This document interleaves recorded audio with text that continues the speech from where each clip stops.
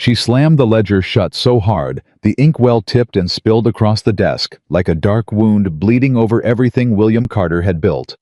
And in that moment, with her hands shaking and her eyes burning, Sarah Whitmore realized that the man who had hired her to cook his meals was about to lose every single acre of land he owned, and not one person on this entire ranch had noticed but her. If you are new to this channel, please take a moment right now to hit that subscribe button below and ring that notification bell so you never miss a single story.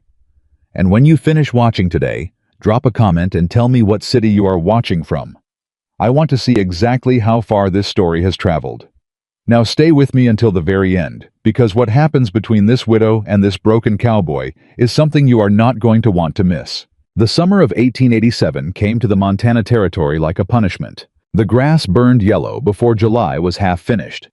The creek that ran along the eastern edge of Carter Ranch dropped so low that the cattle had to walk a quarter-mile deeper into the valley just to drink. 3 of William Carter's best ranch hands had quit before the heat even peaked. Not because the pay was poor, but because working for a man who never spoke a word of gratitude wore a person down faster than any drought ever could. William Carter knew all of this. He knew the creek was low. He knew the men were restless. He knew the kitchen had been empty for going on 6 weeks since his last housekeeper, Mrs. Pruitt, had packed her trunk and walked to town without leaving so much as a note on the table. He knew the bunkhouse meals had gone from plain to near inedible, and that 3 men had complained to his foreman Dale Hicks, who had complained to no one, because Dale Hicks was a practical man, who understood that complaining to William Carter was roughly as useful as arguing with a fence post. What William did not know, what he had not allowed himself to think about in the 4 years since his wife Eleanor had died, was that Carter Ranch was no longer simply suffering from drought or staffing problems or a missing cook. It was suffering from him. "You want me to ride into Millhaven and post another notice?" Dale asked one morning, standing in the doorway of the main house, study hat and hand dust on his boots. William did not look up from the papers on his desk. "I want you to make sure the south fence line gets repaired before Thursday." "Already done. Posted it yesterday." Dale waited. "About the cook, sir?"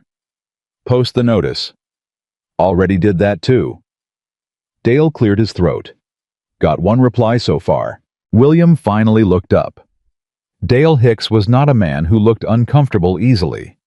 He had survived 3 cattle drives, one particularly bad winter in 1882, and 4 years of working for William Carter without complaint. But he looked uncomfortable now. "Well," William said, "it's a widow woman, from Missouri. Name of Whitmore, Sarah Whitmore." Dale turned his hat once in his hands. "She's at the hotel in Millhaven right now.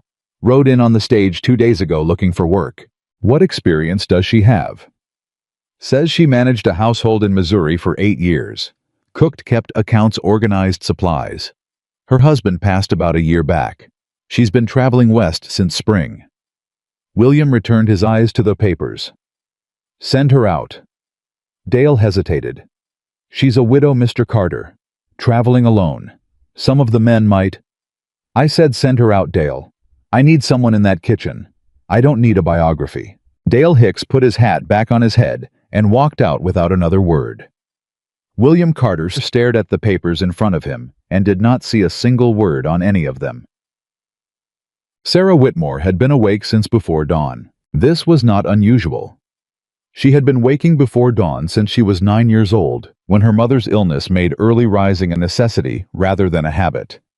She had woken before dawn throughout 8 years of marriage to James Whitmore, a good man with a kind heart and a gift for accumulating more debt than any one household could reasonably carry.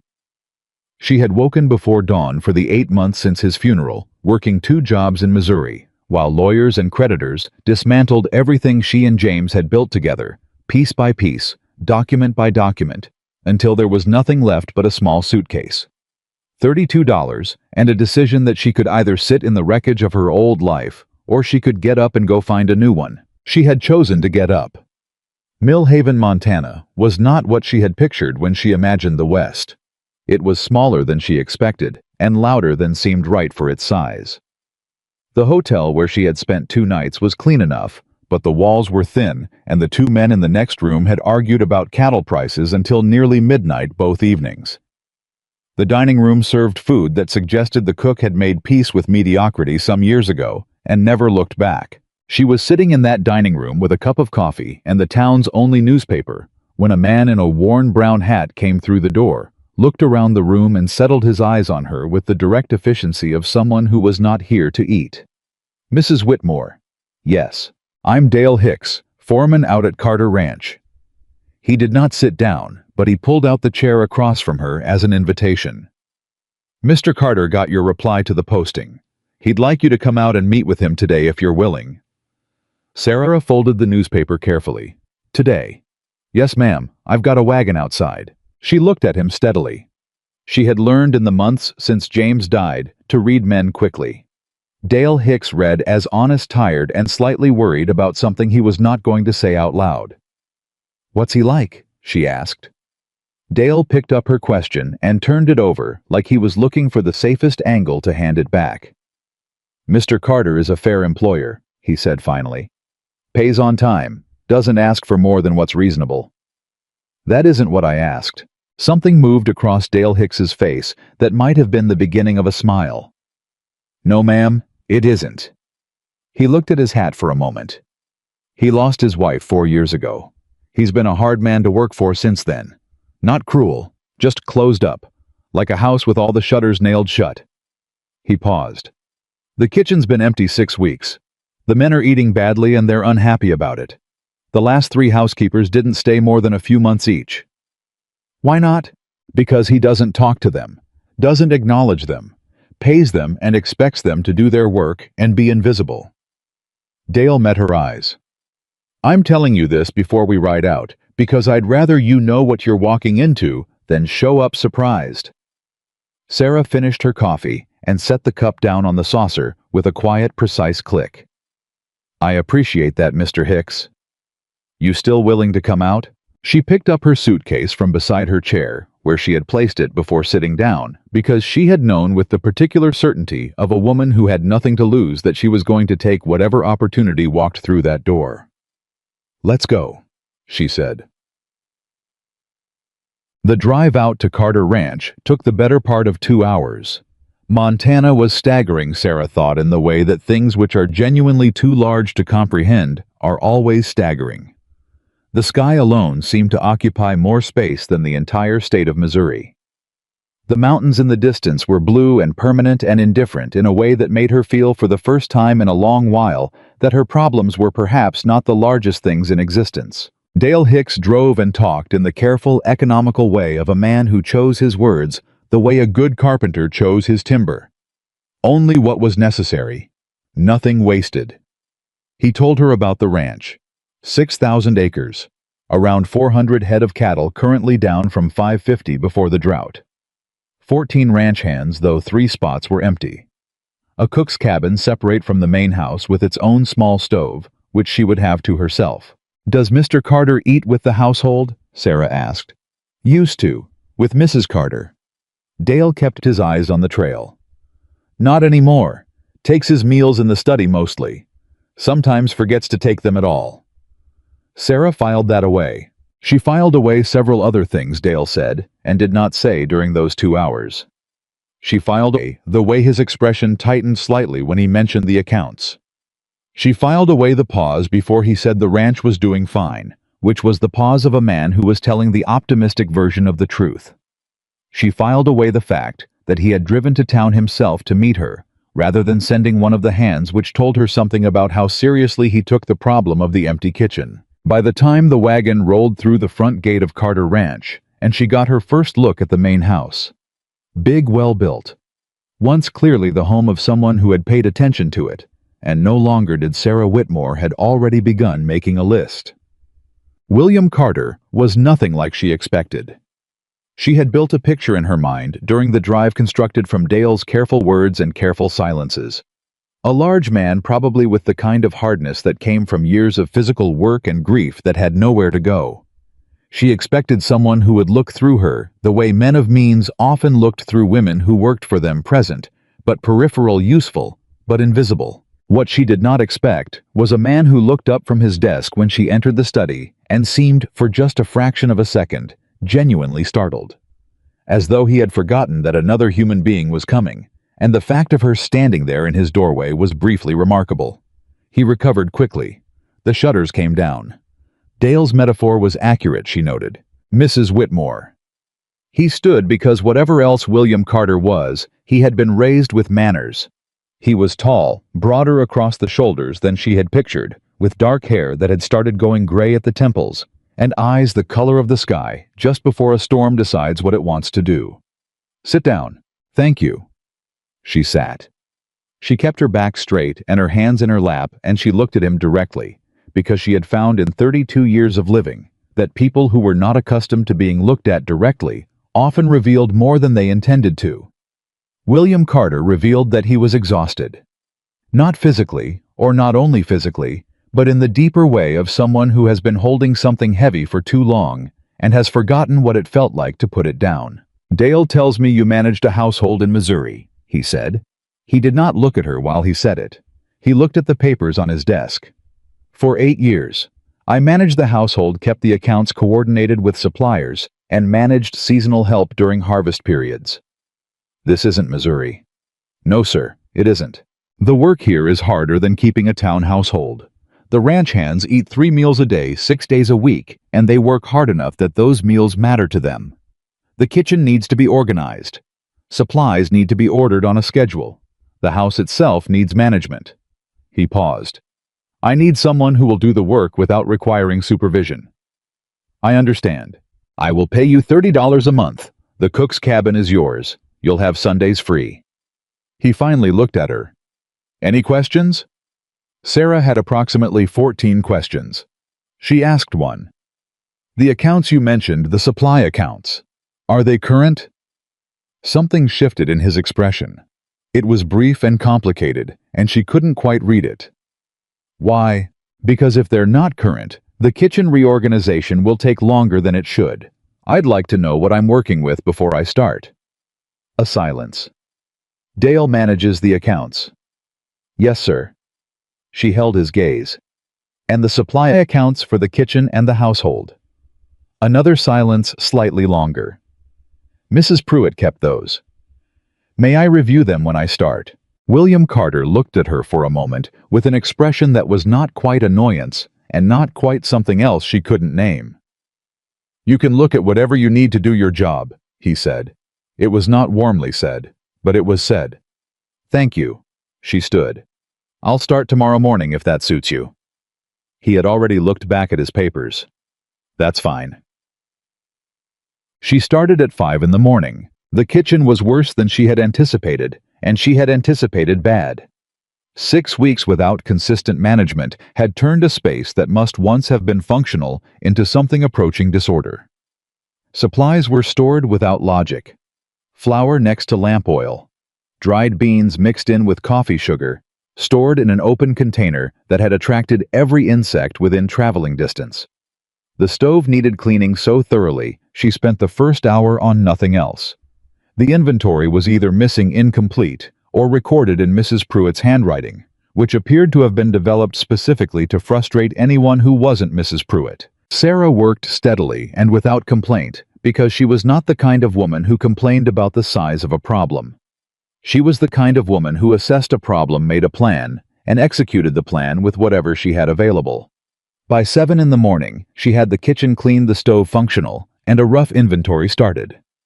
By 7:30, she had breakfast on the table for the ranch hands: eggs, biscuits, salt pork, and coffee, strong enough to stand a spoon in, which was, she had learned from James, the precise standard by which ranch hands judged their cook. The hands came in with the wariness of men who had been eating badly for 6 weeks and were afraid to hope. A young cowboy named Tommy, who couldn't have been more than 19, took his first sip of coffee and closed his eyes briefly, like a man receiving good news he hadn't expected. Lord, he said quietly, that's real coffee. It is, Sarah said. Sit down and eat before it gets cold. A man named Calhoun, older with a gray beard and an air of permanent skepticism, worked through half a biscuit before he spoke. You the new cook, housekeeper. But yes, I'll be managing the kitchen. How long you staying? Sarah looked at him across the table. I'll be staying as long as there's work to be done. Is there something you'd like for tomorrow's breakfast? Calhoun considered this seriously. Hotcakes, he said, if you can manage it. I can manage it. He nodded once slowly, like a judge delivering a verdict he wasn't fully committed to yet. But he ate 3 biscuits, which Sarah counted as a promising beginning. William Carter did not come to breakfast. She prepared a plate and left it in the study with a knock on the door. She heard him say something that wasn't quite thank you, and wasn't quite go away, and was probably both. She left the plate and went back to the kitchen. At noon, she brought him lunch. At dinner, she brought him dinner. He ate the empty plates that appeared outside the study door, confirmed it. But he did not come out, and he did not speak to her, and for the first several days, this was simply the shape of the job. She did not take it personally. She had learned long ago that grief wore many different faces, and the face William Carter showed the world cold, contained impenetrable, was one she recognized. James's mother had worn that face for 3 years after her husband died, shutting out every person who tried to reach her until the loneliness became a living thing inside her. Sarah had watched it happen, and she had been unable to stop it, and she had never entirely forgiven herself for that. She was not going to make the same mistake here. But she was also not going to push. She was going to do her job, and she was going to do it well enough that the walls came down on their own. On the 5th day, she found the accounts. They were in a drawer in the kitchen, not organized in any meaningful sense, but crammed in with the receipts and supply orders, in a way that suggested Mrs. Pruitt had been managing them with one eye and not a great deal of attention. Sarah spread them across the kitchen table after dinner and started working through them with the same methodical focus she brought to every problem. An hour in, she stopped. She went through the numbers again, then a 3rd time. Then she sat back in her chair and stared at the ceiling of the kitchen and thought very carefully about what she had just found. The kitchen accounts were not simply disorganized. They were wrong. Not in the small ways that come from careless bookkeeping, but in the specific patterned way that came from someone consistently recording different amounts than what was actually being spent. The supplies ordered versus the supplies delivered did not match. The invoices from 2 of the regular vendors showed subtle but consistent discrepancies, small enough that a busy person managing multiple things might not notice, large enough that over the course of 2 years they added up to a sum that made Sarah's stomach cold. Someone had been stealing from Carter Ranch, steadily, carefully, and for a long time. She sat with this for the better part of an hour. It was late. The bunkhouse was quiet. The main house was dark, except for the light under the study door that told her William Carter was still awake, still at his desk, still inside whatever fortress he had built around himself. She picked up the accounts, organized them into a clear sequence, and walked to the study door. She knocked. A long pause. What is it? I need to speak with you, Mr. Carter. It's important. Another pause. Then, come in. He was at his desk. He looked up at her, and then at the papers she was carrying, and something in his expression sharpened slightly. What's wrong? Sarah set the accounts on his desk and pointed to the first column of numbers. I've been going through the kitchen supply records. There are significant discrepancies, consistent ones going back at least 2 years. Someone has been billing Carter Ranch for supplies that were never delivered, and the records have been kept in a way that makes it look like everything was accounted for. William looked at the papers. He was quiet for a long moment. Then he said, How much? Conservatively based on what I can trace, somewhere between $400 and $600 over 2 years. She paused. Possibly more. I haven't finished going through everything. The silence that followed was the particular kind of silence that happens when a man who has believed himself to be managing a situation realizes he has been wrong. Sarah watched him work through it, the tightening of the jaw, the controlled breath, the deliberate way he picked up the documents and went through them line by line. He did not say she was mistaken. He did not look for reasons to disbelieve her. He went through the numbers with the concentrated focus of someone who understood exactly what he was looking at. And after about 10 minutes, he set them down on the desk and looked at her. Which vendors? He said. She told him. She told him the specific discrepancies she had found in each account, the pattern of the billing, the way the inflated invoices had been tucked in among legitimate ones in a way that made them easy to overlook. "How did you find this?" he asked. "I was organizing the kitchen inventory. I needed the supply records to know what we actually had against what we should have had. The numbers didn't match." William Carter leaned back in his chair and looked at her with an expression she couldn't quite read. It wasn't gratitude, or it wasn't only gratitude, and it wasn't surprise exactly, though there was surprise in it. It was the look of a man confronting something he had not prepared for. "You've been here 5 days," he said. "Yes, sir." "And you found something that has been going on for 2 years. The kitchen accounts weren't being reviewed carefully." She said it without accusation. It was simply true. He was quiet again. Then, "I'll need you to go through all of it. Every account you can access. If there are discrepancies here, there may be others." "I'd like to do that," she said. "But I'll need your authorization to access the full ranch ledgers, not just the household accounts." He looked at her for a moment. A man who trusted no one being asked to extend trust. She watched him calculate the risk against the alternative and arrive at the only reasonable conclusion. "You'll have it," he said.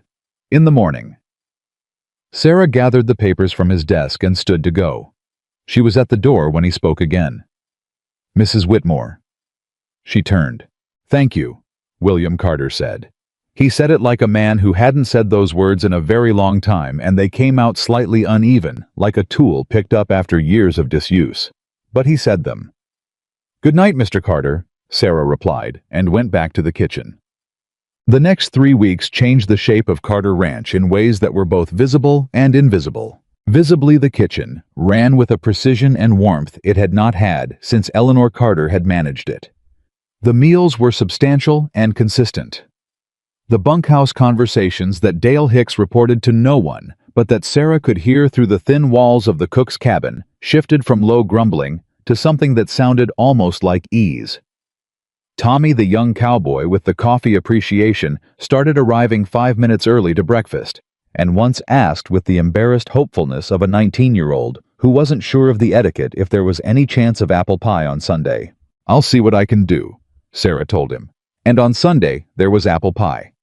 Invisibly, Sarah worked through the ranch ledgers with a systematic care that she did not discuss with the ranch hands, and barely discussed with Dale Hicks, who had been told by William Carter that she had full access and had responded to this information with the careful blankness of a man who understood something significant was happening and was wise enough not to interfere. What she found was complicated. The kitchen account fraud was the clearest and the easiest to document. 2 vendors, a pattern of billing a specific dollar figure that she could put in a column and defend against any challenge.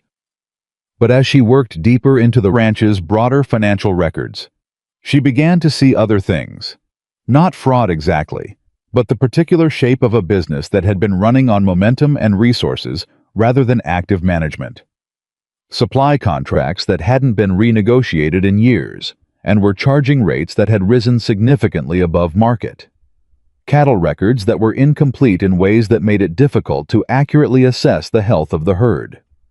A water rights agreement in the northeast corner of the property that appeared to have lapsed without anyone noticing, which meant another rancher could theoretically stake a claim to water that Carter Ranch had been depending on for years. None of these things were disasters by themselves.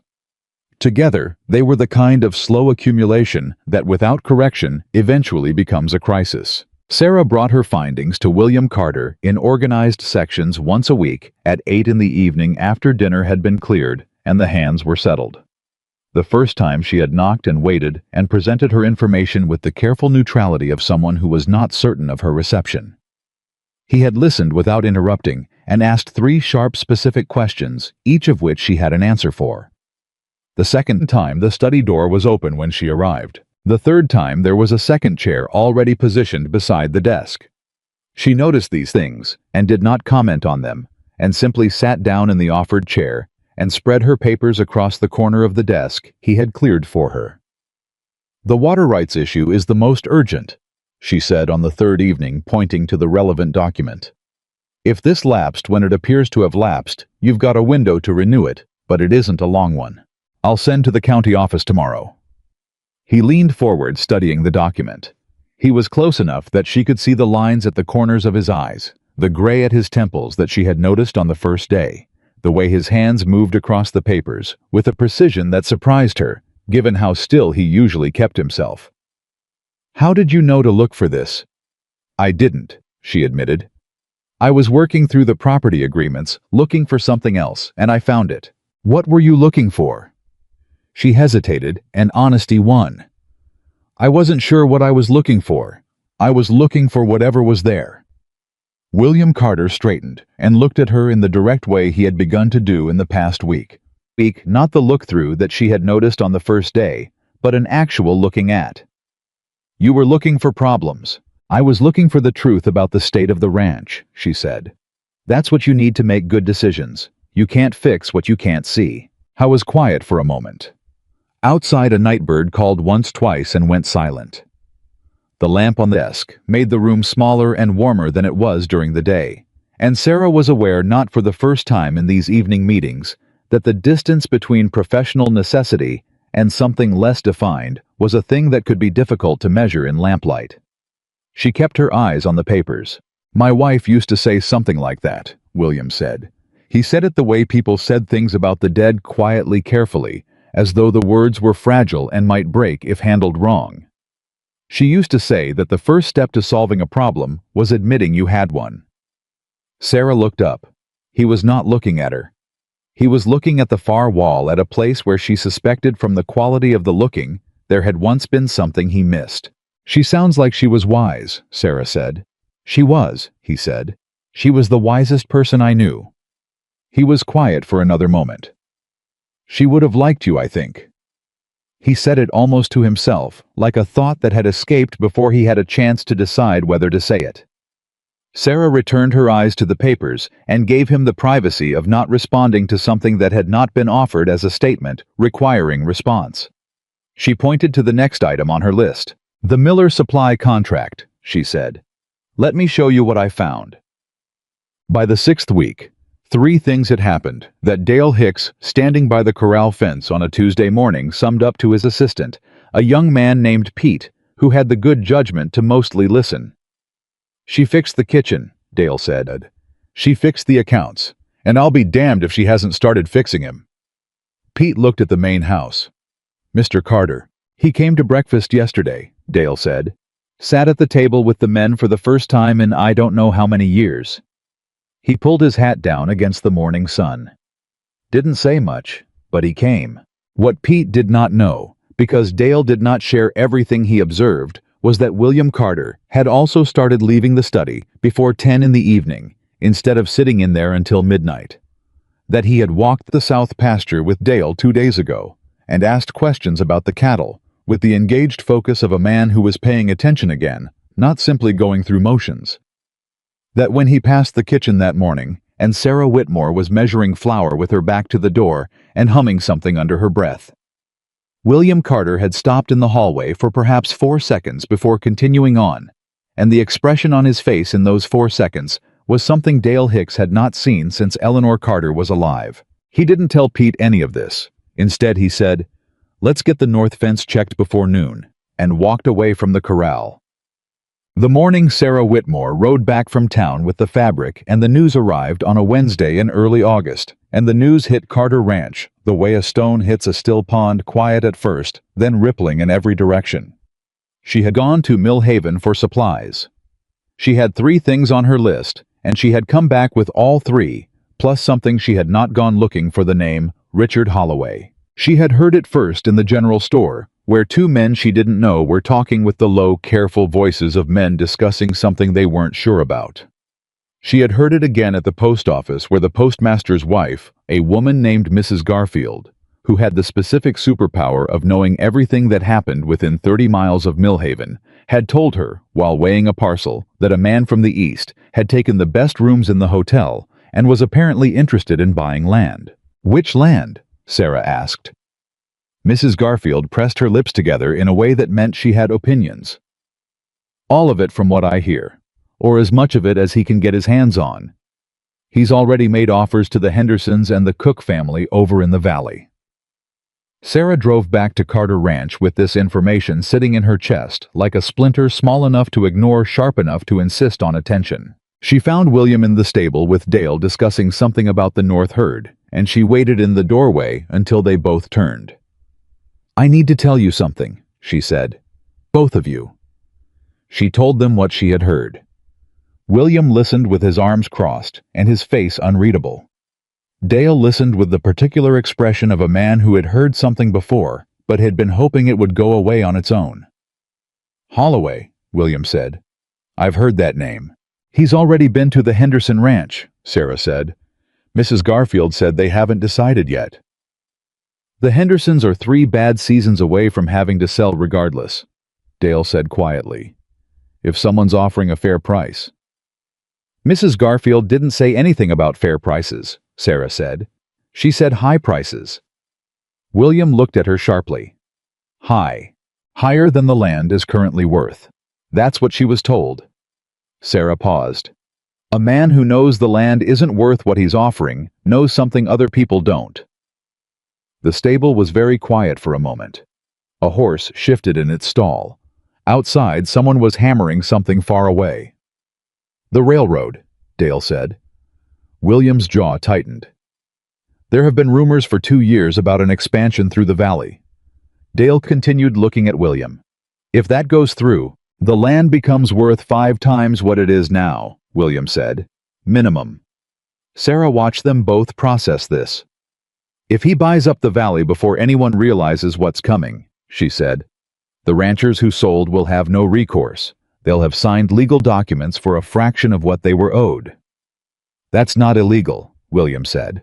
"It wasn't a defense. It was a statement of a problem. The manner in which he's doing it might be," Sarah said quietly, "if he's misrepresenting his reasons for buying, if he's using information that he obtained through means that aren't entirely clean." She paused. "I don't know enough yet, but I think it's worth finding out." William looked at her.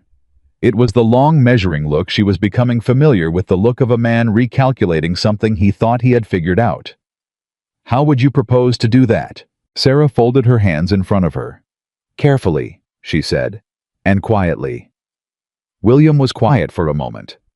Then something shifted in his expression, not quite a smile, but something adjacent to one, and unfamiliar enough on his face, that it changed the whole shape of it. "All right, Mrs. Whitmore," he said. "Tell me your plan." The plan began with a conversation and ended 5 weeks later with a confrontation that neither of them could have fully predicted on that August morning in the stable. But what happened between those 2 points, the late evenings at the study desk, with documents spread between them, the quiet conversations in the kitchen, after the hands had gone to bed, the morning when William Carter saddled his horse and rode to the Henderson Ranch himself for the first time in 4 years, and came back with Tom Henderson's handshake and a look on his face that Dale Hicks would describe later as a man walking back into his own life, all of that was still ahead. What was already clear, in the way that certain things become clear before you've found the words for them, was that Carter Ranch was no longer simply a property in need of management. It was becoming something else. The woman who had arrived with nothing but a suitcase and $32 and a determination that had not broken under grief or hardship or the cold first days of a job she had taken because there was no other option.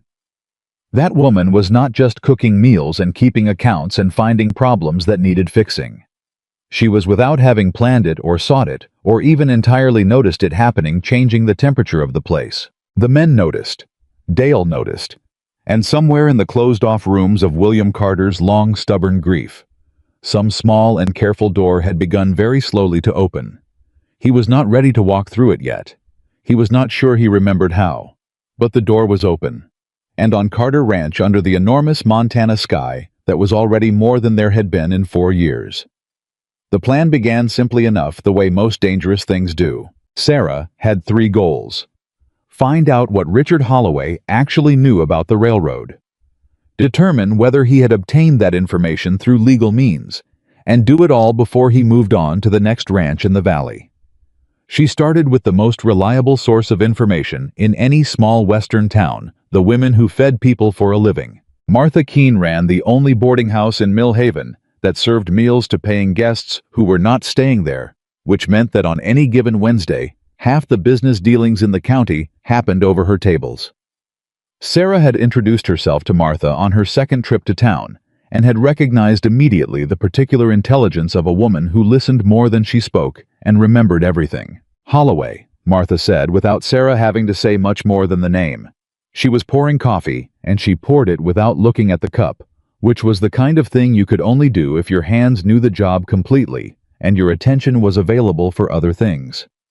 "He's been here 11 days, takes his dinner late, always alone, orders the same thing, talks to nobody at dinner." "But he talks to someone," Sarah said. Martha set the coffee pot down. "He had 3 meetings in my front parlor last week. Men I didn't recognize, not local. Came in on the Wednesday stage." She paused. "He had papers with him. Maps, I think. The kind that get rolled out on a table and pointed at." "Did you hear anything?" "I heard the word survey," Martha said evenly. 3 times. Sarah looked at her coffee cup. Survey meant someone had already assessed the land. Survey meant the railroad wasn't a rumor anymore. It was a plan documented and in progress, being used as the foundation of a business scheme that the ranchers of this valley knew absolutely nothing about. "Thank you," Sarah said. Martha picked up the coffee pot again. "You tell Mr. Carter," she said, "that I've been watching this man, and there's something about the way he looks at this town that I don't like. Like a man looking at something he's already decided belongs to him." Sarah rode back to Carter Ranch in the hard afternoon heat and went straight to the study without taking off her coat. William looked up from his desk. He read her face before she said a single word. "Sit down," he said. "Tell me." She told him everything. The survey maps. The 3 men from out of town. Martha's instinct about the way Holloway looked at things. When she finished, the study was very quiet. "He's already had the land assessed," William said. "Before he made a single offer," Sarah confirmed. "He knows exactly what he's buying and exactly what it's going to be worth when that rail line comes through. The ranchers he's approaching have no idea." William stood up. He walked to the window and stood there with his back to her, the way he used to do in the early weeks, contained unreadable processing, something too large for his face to carry. But Sarah had been in that room enough evenings now to understand the difference between the old silence and this one. The old silence was a wall. This one was a man thinking hard. "He's not breaking any law by knowing more than the sellers," William said. "Not yet. But if the terms of his offers misrepresent his intentions, if he's telling these families he wants the land for one purpose when he intends another, that starts to look different in a court." He turned from the window. "Do you know that for a fact?" "Not yet," she said. "But I know where to look." "Where?" "The county land office has records of every transaction. If Holloway has been filing any kind of preliminary claim or development notice in connection with these purchases, it will be there. And if what he's filing doesn't match what he's telling the sellers." She stopped. "Then we have something," William said. "Then we have something." She agreed. Howe was looking at her, the way he had been looking at her more frequently in the past 2 weeks, directly with a seriousness that was different from the closed-off distance of the early days. It was the look of a man who had started trusting something and was still slightly surprised by his own willingness to do it.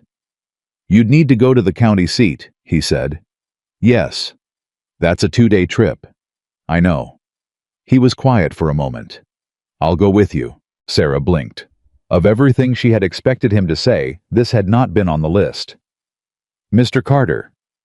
"The land office will give fuller access to a landowner than to a housekeeper," he said. It was practical, not unkind. "And if Holloway has people watching—" He stopped himself. "I'll go with you. We'll leave Thursday morning." Sarah looked at him across the desk. The lamp was lit. She had been later to town than she realized, and in the lamplight he looked different from how he looked in the daylight hours. Less armored somehow. More like the person underneath the person he'd been showing the world. "All right," she said. "Thursday." She was nearly to the door when he said, "Mrs. Whitmore." She turned. "You've been here 7 weeks," he said. It was not an observation without weight. He said it like a man placing a marker noting the distance traveled. 7 weeks. she confirmed. He nodded once slowly, as though confirming something to himself that he had not said aloud. "Good night," he said. "Good night, Mr. Carter," she replied, and walked out into the dark Montana evening where the stars were so thick and close, they looked like something that could be touched if you were only tall enough to reach. Thursday arrived with a sky the color of pale iron and a wind off the mountains that had a bite in it despite the late summer date. Sarah had the wagon packed and ready at 6 in the morning because that was who she was. Early organized, prepared for the variables she could anticipate and steady in the face of the ones she couldn't. William came out of the main house at 6:15 in trail clothes rather than the formal wear she had occasionally seen him in, and he looked more like himself than she had yet seen him. Like the man the ranch belonged to, rather than the man hiding from it. Dale Hicks stood beside the wagon with the expression of someone seeing something historically significant and attempting to appear casual about it. "Safe travels," he said. He said it to both of them. The road to the county seat was long, and the first hour was quiet. Not the uncomfortable silence of two people who had nothing to say, but the functional quiet of two people who were comfortable enough in each other's presence to let the landscape fill the space between them. Montana had a lot of landscape to offer. It was William who broke the silence, and he broke it sideways, the way he had begun doing, not with the direct statement, but with the thing adjacent to it. The way a man approaches something he's not sure yet how to face head-on. "Eleanor loved this drive," he said. "She used to make me stop at the creek crossing so she could see the herons." Sarah let the words settle before responding. "Were there many herons?" "Usually 3 or 4. She claimed she could tell them apart." He was looking straight ahead at the road. "I never could, but she'd give me these very detailed arguments about the way one held its neck differently from another." A pause. "She was almost certainly right." "She sounds like she paid close attention to things," Sarah said. "She paid attention to everything." A longer pause now. "She would have seen those account discrepancies in the first week. She'd have had the whole thing mapped out before I knew there was a problem." Sarah considered this. "You've been comparing us," she said. "Not an accusation, just an observation offered carefully the way you offer something breakable." William glanced at her sideways. "No, that isn't—" He stopped, started again. "Yes," he said. "I have, but not the way you might think." Another pause. "She would have liked you." He repeated the same words he had said in the study weeks ago, but with more weight behind them this time, like he had thought about it since then and become more certain. "That's not a comparison. That's a recognition." The creek crossing came and went. There were no herons today. "I was married for 8 years, Sarah said after a while. "James was a good man. Not a careful man, not with money, not with plans. But good in the ways that matter most. He would help anyone who asked, and most people who didn't." She paused. "When he died, I spent a long time being angry at him for leaving me with debt I hadn't agreed to, and a future that looked nothing like what I'd imagined." "And now?" William asked. Sarah considered. "Now I understand that grief is not a single thing. It changes shape. The anger was just one shape it took." William was quiet for a long time after that. "I skipped the anger," he said finally. "Went straight to the walls." Another pause shorter. "I'm starting to think that was a mistake." Sarah looked out at the mountains in the distance, ancient and unhurried, unimpressed by human grief, or human recovery, or anything that happened below their sight line. "Walls keep everything out," she said, "including the things worth letting in." He didn't answer that, but she felt the shift in him subtle and real, like the change in air pressure before a weather system moves through. The county land office was managed by a man named Patterson, who had the specific energy of someone who had found his exact right place in the world and intended to stay there indefinitely. He knew every document in his office, the history behind each parcel of land in the county, and approximately 17 things that were not his business that he had learned from 30 years of listening carefully to people who thought he was only a filing clerk. When William Carter walked into his office, Patterson stood up from his chair and extended his hand with the particular warmth he reserved for landowners whose files he respected. "Mr. Carter, it's been a long time." "It has," William said. "Patterson, this is Mrs. Whitmore. She manages my household accounts. We've come to review the land records for the properties in the lower valley." Patterson looked at Sarah with the frank assessment of a man accustomed to reading situations quickly. "Any particular properties?" "Any that have recently changed hands or have active purchase negotiations filed," Sarah said, "and any development notices that might have been filed in connection with those properties." Patterson's expression shifted almost imperceptibly. It was the shift of a man who has been waiting for someone to ask the right question. "Development notices," he repeated. "Yes," Sarah said. She held his gaze calmly. Patterson pulled out a chair. "Mrs. Whitmore," he said, "why don't you sit down?" What Patterson laid out over the next 40 minutes rearranged several things Sarah had thought she understood about the situation. Holloway had been filing. Not purchase agreements, not yet. Most of the valley properties weren't his yet, but development notices. Preliminary notices of intent filed under a name that was not Holloway's, but was connected to Holloway by a chain of business relationships that Patterson had traced with the quiet diligence of a man who had 30 years of filing experience and an excellent memory. "He's got a company name," Patterson said. "Western Development Associates. It's registered in Chicago. The notices are filed under that name, not his." "So the ranchers selling to Holloway personally don't know about Western Development Associates," William said. "Not unless someone told them, and Holloway's not going to tell them." Patterson hesitated. "There's more. The survey information, I've seen it. I had a county surveyor come through 3 months ago for a routine assessment. His report went to my office."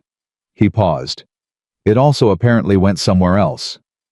"Holloway saw it," Sarah said. "Someone showed it to him. That information wasn't public. The formal announcement won't come until next spring." Patterson looked at William. "Someone gave him inside information on the rail expansion. I don't know who, but that's where he got his head start." William's jaw was tight. Who would have access to that information? Someone in the rail company. Someone in the county commissioner's office. Patterson pressed his lips together. "I have my suspicions. Nothing I can prove." Sarah was already thinking 3 steps ahead. "Mr. Patterson, the development notices Holloway filed if the properties he's trying to purchase were to have liens filed against them for other reasons, before his purchase agreements were finalized, would that affect the legality of those purchases?" Patterson looked at her with an expression of frank appreciation. "You have a good mind for this, Mrs. Whitmore." "My father was a lawyer," she said simply. "He died when I was 12. But I had 12 good years of listening." "A lien would complicate things considerably," Patterson confirmed. "And if there was fraud in the manner of his offers, misrepresentation of intent, the whole structure could be challenged." William looked at Sarah.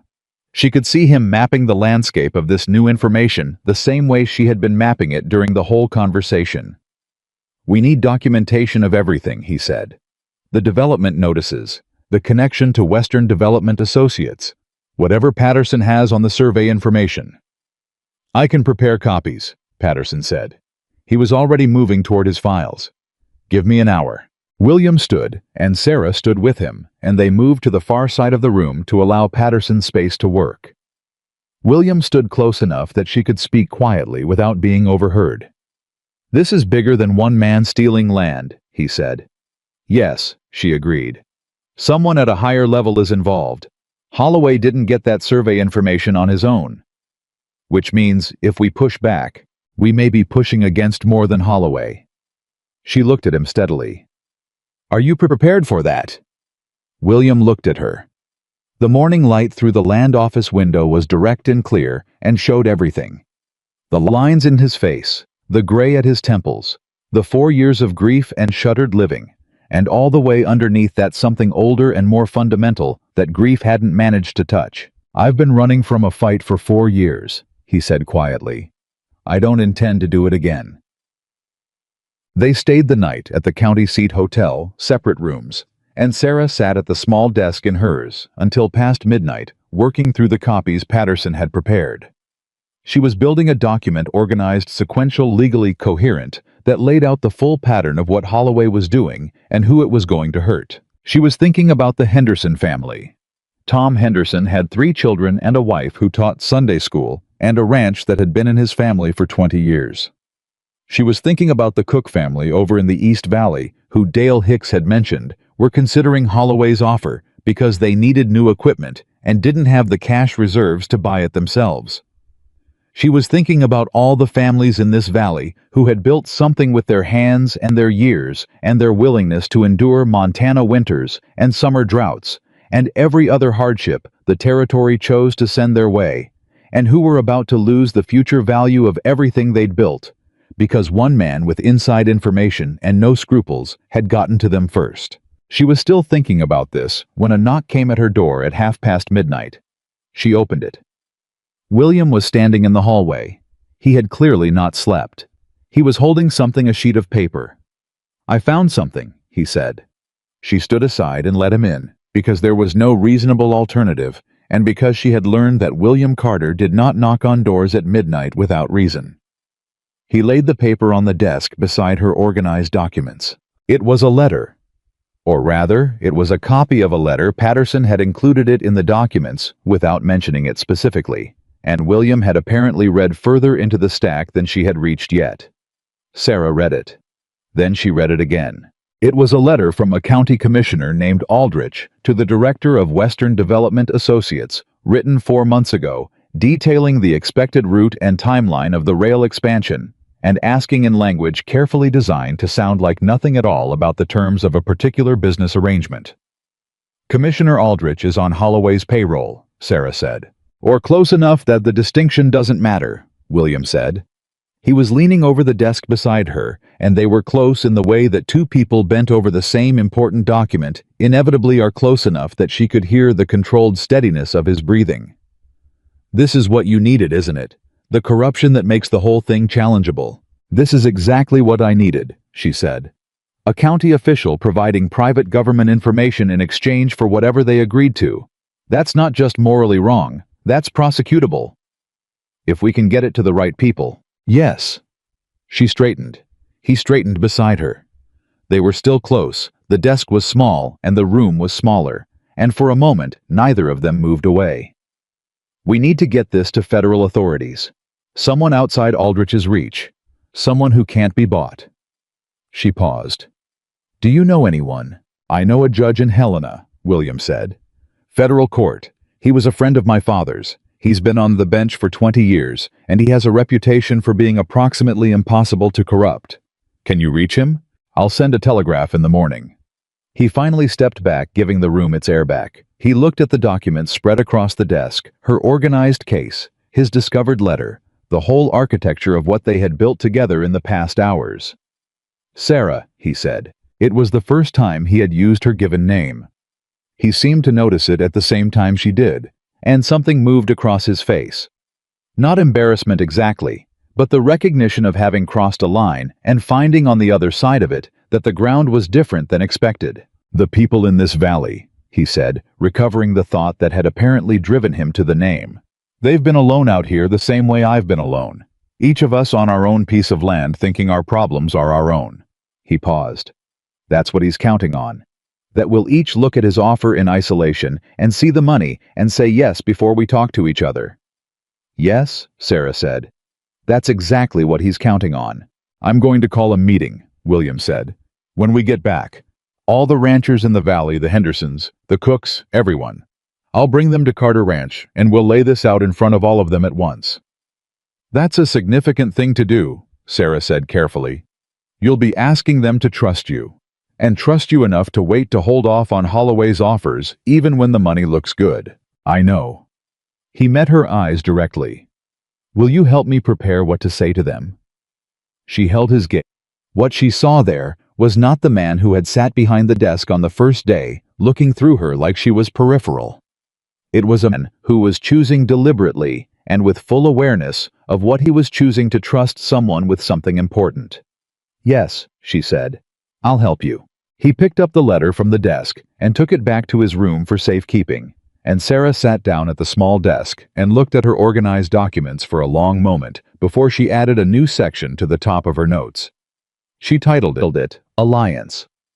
They drove back to Carter Ranch the next morning, with 4 hours of sleep between them and enough documentation to build a case that a federal judge might actually take seriously. The wind had changed direction overnight and came now from the south. Warmer, carrying the smell of dry grass and something else underneath, rain perhaps building somewhere in the mountains. William drove, and Sarah reviewed her notes, and they did not talk much, but the silence was the most companionable it had ever been. Things had shifted between them in the county land office, and in the small hotel room at midnight, and in the ways that a shared mission shifts everything, not toward anything either of them had named yet, but away from where they had been. Away from employer and employee. Away from the careful, measured distance of the early weeks. She was aware of this. She suspected he was aware of it too. Neither of them addressed it directly because there were more urgent things to address, and because some things needed to approach at their own pace, like those weather systems moving down from the mountains. You couldn't hurry them, and you wouldn't want to, because the value was in what they brought, not in the speed of their arrival. They were perhaps 2 hours from Carter Ranch when William said without preamble, "I told Eleanor I'd never be alone. She made me promise."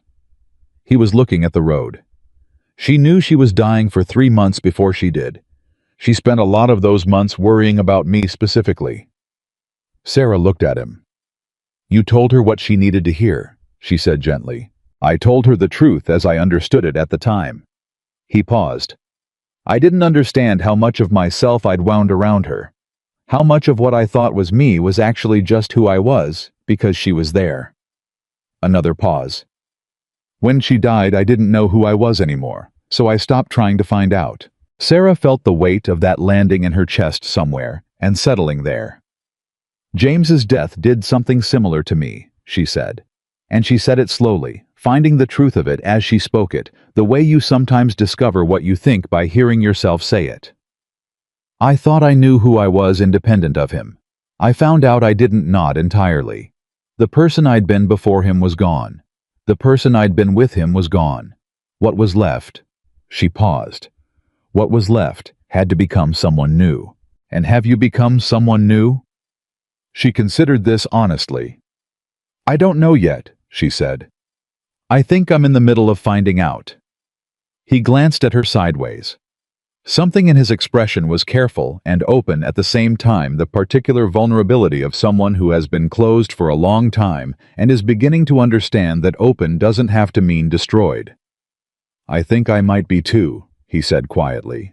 The ranch came into sight at mid-afternoon, the rooftop first, then the fence lines, then the whole familiar shape of it, spreading across the valley floor in the long yellow light. And Sarah Whitmore, looking at it, felt something she had not felt in over a year. The specific, complicated warmth of looking at a place and recognizing it as somewhere she belonged.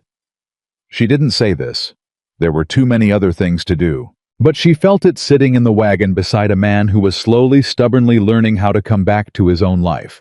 And she filed it away with everything else she had been collecting since the first day she walked through that gate with a suitcase and $32 and nothing to lose. The meeting took 9 days to arrange. Dale Hicks. Once he understood what William intended, transformed into a force of quiet, efficient organization that Sarah had suspected was in him and was pleased to see confirmed. He rode personally to 3 ranches. He sent 2 of the hands to the others. By the time the last reply came in a terse note from old Frank Cook, saying he'd come, but he wasn't promising anything. 11 families had agreed to gather at Carter Ranch on the first Saturday of September. Sarah spent those 9 days doing 2 things simultaneously. She continued building the legal documentation, clean, organized, impossible to dismiss, and she prepared for 11 families showing up for dinner. The 2 projects were not as different as they appeared. Both required anticipating what people needed, what they feared, and what it would take to help them trust something they hadn't decided to trust yet. Both required patience and precision, and the particular kind of generosity that doesn't call attention to itself. Tommy had become somewhere in the weeks since Apple Pie Sunday. Something between a ranch hand and an unofficial assistant. He appeared in the kitchen one morning, 8 days before the meeting, with his hat in his hands and an expression of determined helpfulness. "I can ride to Millhaven for supplies," he said. "Whatever you need." Sarah looked up from her list. You can ride to Millhaven for supplies, she confirmed. But first, does anyone on this ranch know how to butcher a hog? Tommy blinked. Calhoun. Tell Calhoun I need to see him when he's got a moment. Calhoun came to the kitchen with the air of a man being summoned for a test he hadn't studied for and was fairly confident he would fail. He stood in the doorway with his gray beard and his permanent skepticism, and his arms crossed and looked at her list. That's a lot of food, he said. 11 families, she said. With children, most of them. People make better decisions when they're not hungry, and when they understand that someone took them seriously enough to feed them well. Calhoun uncrossed his arms about 3 degrees. You want me to handle the hog? I want you to handle the hog and tell me what else you think we're missing. Howe was quiet for a moment, looking at the list. Then he picked up the pencil she had put on the table beside it and added 3 items. She looked at what he'd added and nodded. That's right, she said. Thank you. He put the pencil down with the deliberate care of a man choosing not to say something that would have complicated his preferred self-image. Hotcakes again Sunday? He asked. Yes, she said. Hotcakes Sunday. He walked out. She could have sworn, though she would not have bet money on it, that the permanent skepticism had fractured somewhere in the neighborhood of the left corner of his mouth. William found her in the kitchen that evening after the hands had eaten and the bunkhouse had gone quiet. She was still at the table with the legal documents and her lists and 3 candles because the lamp was low on oil and she had not yet gone to refill it. He sat down across from her without being invited, which was itself a change. The William Carter of the early weeks would never have sat in the kitchen uninvited. He would have stood in the doorway and stated his business and left. I had a telegraph from Judge Harlan in Helena, he said. He set a folded piece of paper on the table between them. He's willing to receive a formal submission of evidence. If what we have is as solid as you believe it is, he can move on it within a month. Sarah looked at the telegraph. A month.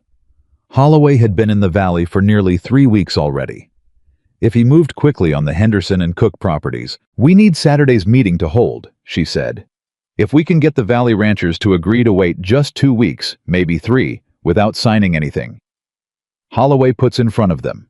Then we have time to get the evidence to Harlan and have him act on it before the damage is done. William finished. He was tracking the same calculations she was. She had noticed this the way their thinking had begun to move in parallel, each filling in what the other was building without having to retrace the steps. What if some of them won't wait? She asked. The Hendersons are in a genuinely difficult position financially. Holloway's offer might be the difference between staying and losing the ranch. William was quiet for a moment. I'll cover the gap, he said. She looked at him. Whatever Holloway offered them, I'll match it. Not as a purchase, as a loan at reasonable terms, enough to get them through the season while we work this out. He met her eyes steadily, as though anticipating the argument she was about to make, and deciding to preempt it. It's not charity. The valley is stronger with the Hendersons on their land than off it. I have a financial interest in this working. You also have a financial interest in not extending unsecured loans to 7 or 8 neighboring ranches, she said. Maybe, he said.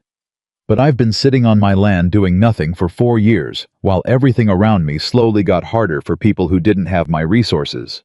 He paused. Eleanor would have called that a moral failure. She'd have been right. Sarah looked at him for a long moment. This man, she thought, and did not finish the thought because some thoughts were not for having entirely at once, but needed to be approached gradually, the way you approach something in the dark, carefully, respectfully, without grabbing. All right, she said. Then we have a plan. He nodded. He did not immediately stand up. He sat across from her in the kitchen that she had rebuilt from disorder into something functional and warm, surrounded by her lists and his telegraph and 3 candles burning down. And he looked at her with the full, unhurried attention of a man who had stopped looking through people and started actually seeing them again. I don't know how to thank you, he said, for all of this. I don't know how to say it properly. You don't need to, she said. I do. He was quiet for a moment, turning some word over, looking for the right one. I hired you to cook, he said finally. And you did that. But you also did everything else, the accounts, the vendors, the water rights, the Holloway situation, this meeting. He paused. And somewhere in the middle of all of it I started... He stopped again. Sarah waited. I started looking forward to 8 o'clock, he said. The evenings when you'd come to the study with your documents. I started... He seemed to reconsider whatever was next. I started feeling like someone was present in this house again. The kitchen was very still. Outside, something a night wind. The creak of the stable moved through the darkness, and the candle nearest William guttered once and steadied. I'm glad, Sarah said. She said it simply without embellishment, because the simple truth was the whole truth, and anything added to it would make it smaller. He stood up eventually and went to the door and paused there, the way he sometimes did, as though the doorway itself was a moment he wasn't quite finished with yet. Saturday, he said. Saturday, she confirmed. I went out into the dark ranch, and she sat for a while longer with her candles and her documents and a feeling that was warm and complicated and had no clean name. Yet, only the clear and certain knowledge that she had not felt it in a very long time, and that she was not this time going to be afraid of it. Saturday came in like a held breath. By 9 in the morning, the first wagon rolled through the gate of Carter Ranch. By 10, there were 7. By 10:30, 11 families had gathered in the yard, ranchers and their wives, a scatter of children who had been told to stay close and were already not staying close. Older men with the permanent squint of people who had spent decades reading weather and livestock and other men's intentions. Sarah had been up since 4. The food was ready. The tables were set in the main barn, which Dale and Tommy and 3 other hands had cleaned and arranged the day before, with a thoroughness that Dale attributed to Sarah's instructions, and Tommy attributed to the fact that it simply needed doing, and the latter was close enough to the truth. The documents were organized. The copies Patterson had provided were stacked in order of presentation. The letter from Commissioner Aldrich was in a separate envelope that William would produce at the right moment. She had thought carefully about that moment, about what order the information needed to land and what these people needed to understand first, before they could accept what came after. You couldn't lead with the corruption, not with people who had been managing their own land independently for decades and had a healthy distrust of being told what to think.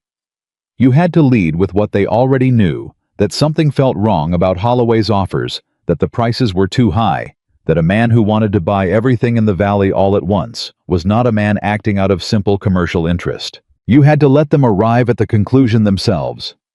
You just had to make sure they had the right information when they got there. William met the ranchers in the yard. Sarah watched from the kitchen window. She watched him shake hands with Tom Henderson, who had the look of a man who had not been sleeping well. She watched him put a hand briefly on old Frank Cook's shoulder in a way that communicated respect rather than familiarity. She watched him speak to each family with a directness that was different from the closed-off distance she had seen in the early weeks direct now, in the way of a man who had remembered that directness and distance were not the same thing. Dale appeared at the kitchen door. Everyone's here. He's asking if you're ready. Tell him 5 minutes, Sarah said. She went to the desk where the documents were stacked and picked up the full case she had been building since the county land office. 43 pages. Clean. Sequential. Legally coherent. The work of 6 weeks of evenings and 1 sleepless night in a county seat hotel. She took a breath. 3 minutes, she told Dale. Tell him 3. She did not lead the meeting. That had never been the plan. William stood at the front of the barn and spoke to 11 families with the plainness of a man who had spent years saying nothing and had finally decided that silence was not the same as wisdom. He told them what he knew. He told them about the survey. He told them about Western Development Associates. He told them about Commissioner Aldrich. He did not soften it. He did not hedge it. He laid it out the way you laid out the facts of a drought or a bad winter without dramatics, because the facts were dramatic enough on their own. The barn went very quiet partway through. The kind of quiet that has texture. The specific silence of people processing something they had suspected and are now hearing confirmed. Tom Henderson was the first to speak. How much will the land be worth when the railroad comes through? Conservatively 5 times the current value. possibly more depending on how much traffic the line generates and where the depot ends up. William paused. Holloway knows exactly where the depot will be. It's in the survey. Another silence. Thicker. He told me he wanted the land for grazing, a man named Birch said from the back. His voice had an edge in it that wasn't anger yet, but was getting there. He sat in my house and ate my wife's pie and told me he was looking to expand his cattle operation. He told the Hendersons he was interested in farming, Sarah said from her position near the side wall where she had been standing quietly with the documents. He told the Cooks he represented an Eastern investment group interested in agricultural development. Every story was different. She let that land. He told each of you something different, she said, because he wasn't telling any of you the truth. He was telling each of you whatever would make the sale seem reasonable and harmless. She walked forward and placed a copy of the development notices on the table in front of the assembled families. These are the notices he filed with the county land office. They describe his intentions with the land he's purchasing. None of them mention cattle grazing or farming or agricultural development. Birch picked up the document.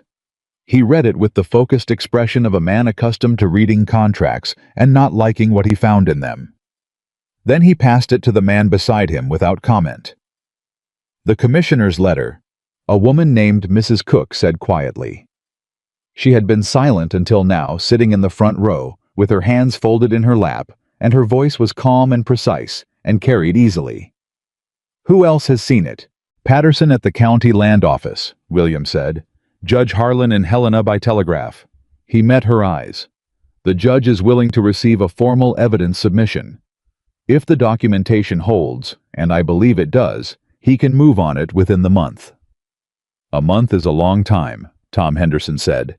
He said it without accusation, just with the flat weight of a man who was doing math in his head. My note comes due in 6 weeks. If I don't have cash or a signed sale before then, I'll cover the gap, William said. Henderson looked at him. The barn was very quiet. I'm not talking about charity, William said. I'm talking about a loan. Fair terms documented, properly paid back when the land is worth what it should be, and you've had time to recover. He looked around the barn at 11 families who had driven out to a ranch they weren't entirely sure had their interests at heart. I have resources I haven't been using. That's been my failure. I'm not going to let it be yours. A long silence. Long enough that Sarah could hear the children outside somewhere in the yard playing a game that involved considerable shouting. Frank Cook cleared his throat. He was the oldest man in the room by at least 15 years, and he had the authority that comes not from wealth or position, but from having outlasted most of the arguments. Carter, he said, you've been a neighbor to this valley for a long time. You have not until recently been a particularly involved neighbor. That's true, William said. He did not look away from the old man. What changed? Cook said. Blunt. Direct. The question behind the question was, why should we trust you now? William paused. Then, with the particular courage of someone choosing honesty over strategy, I had some help seeing clearly again. He did not look at Sarah when he said it. He didn't need to. Half the room glanced her direction anyway. I spent 4 years letting this ranch run on its own momentum while I hid from everything I didn't want to face. That's done. He held the old man's gaze. I'm not asking you to trust me because of who I was. I'm asking you to trust what's in front of you because the evidence speaks for itself. Frank Cook looked at him for a long measuring moment. Then he looked at the document in his hands. Then he looked at Tom Henderson, who was doing the math and arriving at a number that was either going to be sufficient or it wasn't. I'll need those loan terms in writing, Henderson said. You'll have them by Monday morning, William said. One by one, slowly, with the particular deliberateness of people who made decisions carefully because they could not afford to make them wrong. The ranchers of the lower valley agreed to wait. Sarah let out a breath she had been holding since 10 o'clock. Holloway found out about the meeting within 48 hours. Sarah had expected this. A gathering of 11 ranching families was not a quiet event in a valley this size, and Holloway had been in town long enough to have developed his own network of information. Probably nothing as sophisticated as Martha Keene's, but sufficient to tell him that something had happened at Carter Ranch on Saturday that was not going in his direction. He came to Carter Ranch himself on Monday morning, which was either confident or desperate, and from the way he sat his horse when he rode through the gate, too straight, too deliberate, the posture of a man performing confidence, rather than feeling it. Sarah suspected it was the latter, dressed as the former. She watched him from the kitchen window. He was younger than she had pictured from Martha's description. Mid-40s perhaps, with a city man's clothes and a city man's grooming that looked increasingly incongruous the longer he spent in Montana. He rode well enough, but not the way men rode who had been riding since childhood. There was a learned quality to it, a slight excess of visible attention. William met him in the yard. Dale Hicks stood nearby with the careful positioning of someone who was not technically present as backup, but absolutely was. Sarah opened the kitchen window quietly. "Mr. Carter." Holloway's voice was smooth, practiced, the voice of a man who negotiated for a living and was good at it. "I understand there was a gathering here Saturday." "There was," William said. "Neighborly of you. I don't suppose it had anything to do with the conversations I've been having with some of your neighbors." "It had everything to do with it," William said. He did not soften this or dress it as something else. "I gathered the Valley ranchers to share some information I thought they deserved to have before they made any financial decisions." A brief pause. "Information about me," Holloway said. "Information about Western Development Associates," William said. "And about a survey of the valley that was conducted 3 months ago by the county. And about a letter between Western Development Associates and Commissioner Aldrich." He paused. "I can be more specific if you like." The pause that followed this was a different kind of pause from the ones earlier in the conversation. It was the pause of a man recalculating everything at once, what he had known, what he had assumed, what had clearly gone wrong, and where.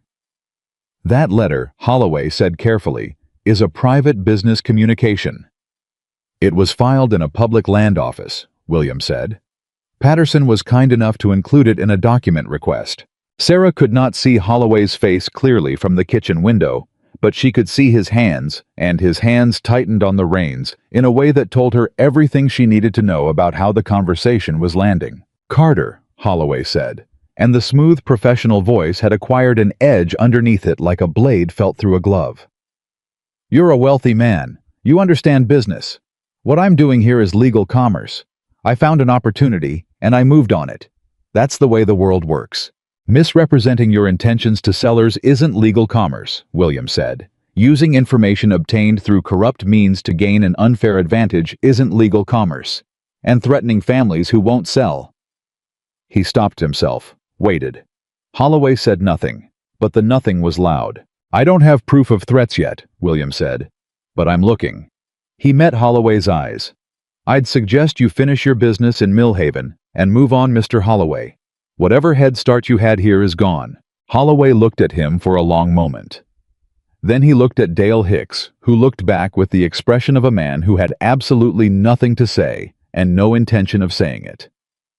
Then he looked at the main house, a long, calculating sweep that took in the whole of it, and then he turned his horse and rode back through the gate without another word. Dale watched him go. "That was not a man who's going to move on," he said. "No," William agreed. "It wasn't." The first blow came 4 days later. 14 head of cattle from Carter Ranch's north herd went missing overnight.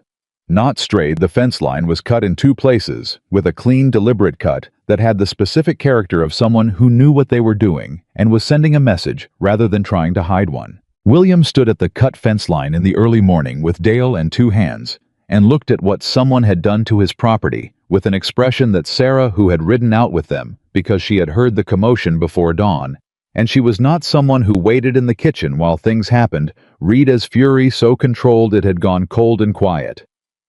"Who found it?" she asked. "Tommy," Dale said. "He was checking the north water line at first light."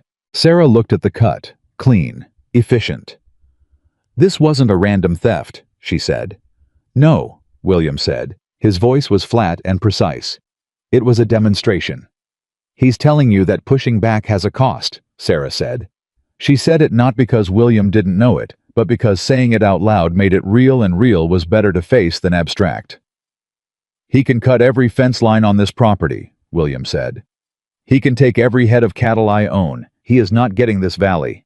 He turned and walked back toward the ranch with the controlled, deliberate stride of a man who had made a decision so complete that there was no further internal argument happening. Sarah fell into step beside him. "We need to document everything," she said. "Every incident, every cut fence, every missing animal, anything damaged or threatened. Every piece of evidence goes to Judge Harlan with the rest of the case."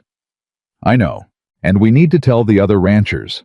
If Holloway decides the cattle on Carter Ranch aren't producing the response he wants, he'll move to a softer target." William stopped walking. He turned and looked at her with an expression she hadn't seen on him before. Not the grief or the measured consideration or the careful opening of the past weeks, but something older and more fundamental. Protective. The look of a man whose territory had been violated and who was deciding what kind of man he intended to be about it. "He won't get near them," he said. "I'll put men on every property in this valley if I have to. You can't cover 6,000 acres of your own land and 11 other ranches with 14 hands," she said. She was not arguing with him. She was doing what she always did, finding the practical edge of an emotional statement and working with it. He looked at her. "Then I'll hire more. That takes time we may not have." She held his gaze. "There's a faster way. Get the ranchers to coordinate. Each family watches their own property, but they communicate agreed signals. Regular check-ins a system, so that if one property is hit, the others know within hours." She paused. "You're not fighting alone, William. Stop thinking like you are." The name landed between them, the way it had in the county seat hotel, slightly startling, slightly right. He looked at her for a moment, with the fullness of attention that she was still, even now, not entirely used to receiving from him. "You're right," he said. "Set up the communication system." She nodded and turned back toward the ranch. She heard him fall into step behind her, and then beside her, and they walked back to Carter Ranch together, in the thin early morning light with the cut fence at their backs and the whole weight of what was coming ahead of them. The second blow was harder. It came on a Thursday night 12 days after Holloway's visit, and it came as fire. The call went up at 11:30, Tommy's voice raw and urgent carrying across the yard from the direction of the south barn. Sarah was out of the cook's cabin before the sound fully resolved into meaning pulling on her coat and running before she had entirely decided to run. The south barn was not the main structure. It was a smaller outbuilding used for equipment storage and hay. It was burning from the northwest corner, and the fire had caught in the hay quickly and was moving with the confident appetite of a thing that has found its right environment. The hands were already there.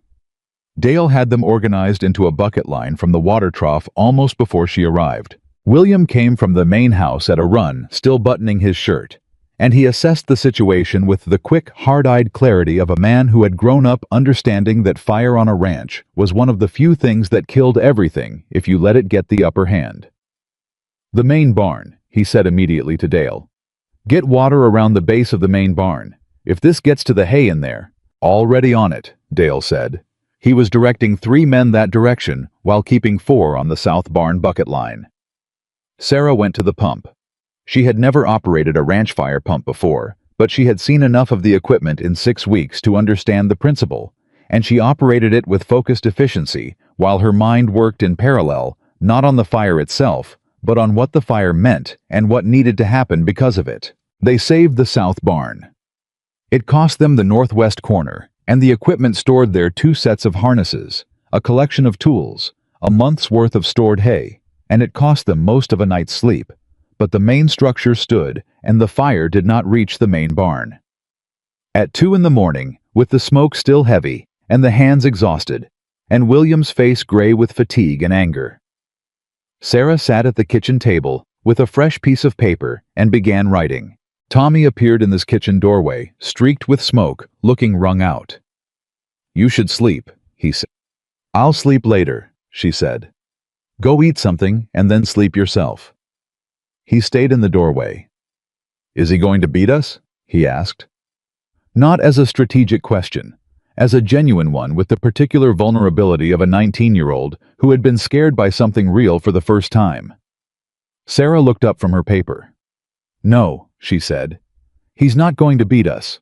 How do you know?" Because he's running out of moves, she said. He started with high prices and persuasion. When that didn't work, he went to cattle theft and property damage. When you have to escalate that fast, you're not winning. You're desperate. She held Tommy's eyes steadily. Desperate men make mistakes, and when he makes his, we'll be ready. Tommy looked at her for a moment, with the expression of someone receiving reassurance and checking it against their own internal measurement of truth and deciding it measured out. All right, he said. He went to get something to eat. William came into the kitchen 20 minutes later.